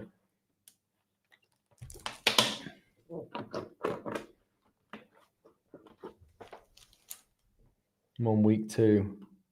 I can't wait, guys. I know that, like, because obviously we've only really had this thing open for like a week or 2 now. I cannot wait for like for a couple of thousand people to have properly gone through week 2. And then also like week 2 is like fucking mental. And then like once we get like 6 months in, but people are going to be coming out of the woodwork like, yeah, I made 6 figures and I've made 20K a month and I've got like 5K a month and stuff like that. And in like a year, we're going to have like millionaires and like people making like 100K a month and stuff coming out of it. It's going to be really awesome. I'm really looking forward to it. But yeah, guys, I'm sorry that there's literally like hundreds of unanswered questions, but there's only so much brain that I have, I'm afraid. So I hope you guys have a wonderful, wonderful rest of your day. Thanks for staying with me for this long. And yeah, have a good fucking day, everyone. Good night, guys, wherever you are. See you in a bit. Why are you guys still here, you fucking weirdos? I verbally ended the stream and you're all still here, longing for parasocial connection. What are you all like? Oh dear. Maybe there's a delay. I don't actually know. All right, guys.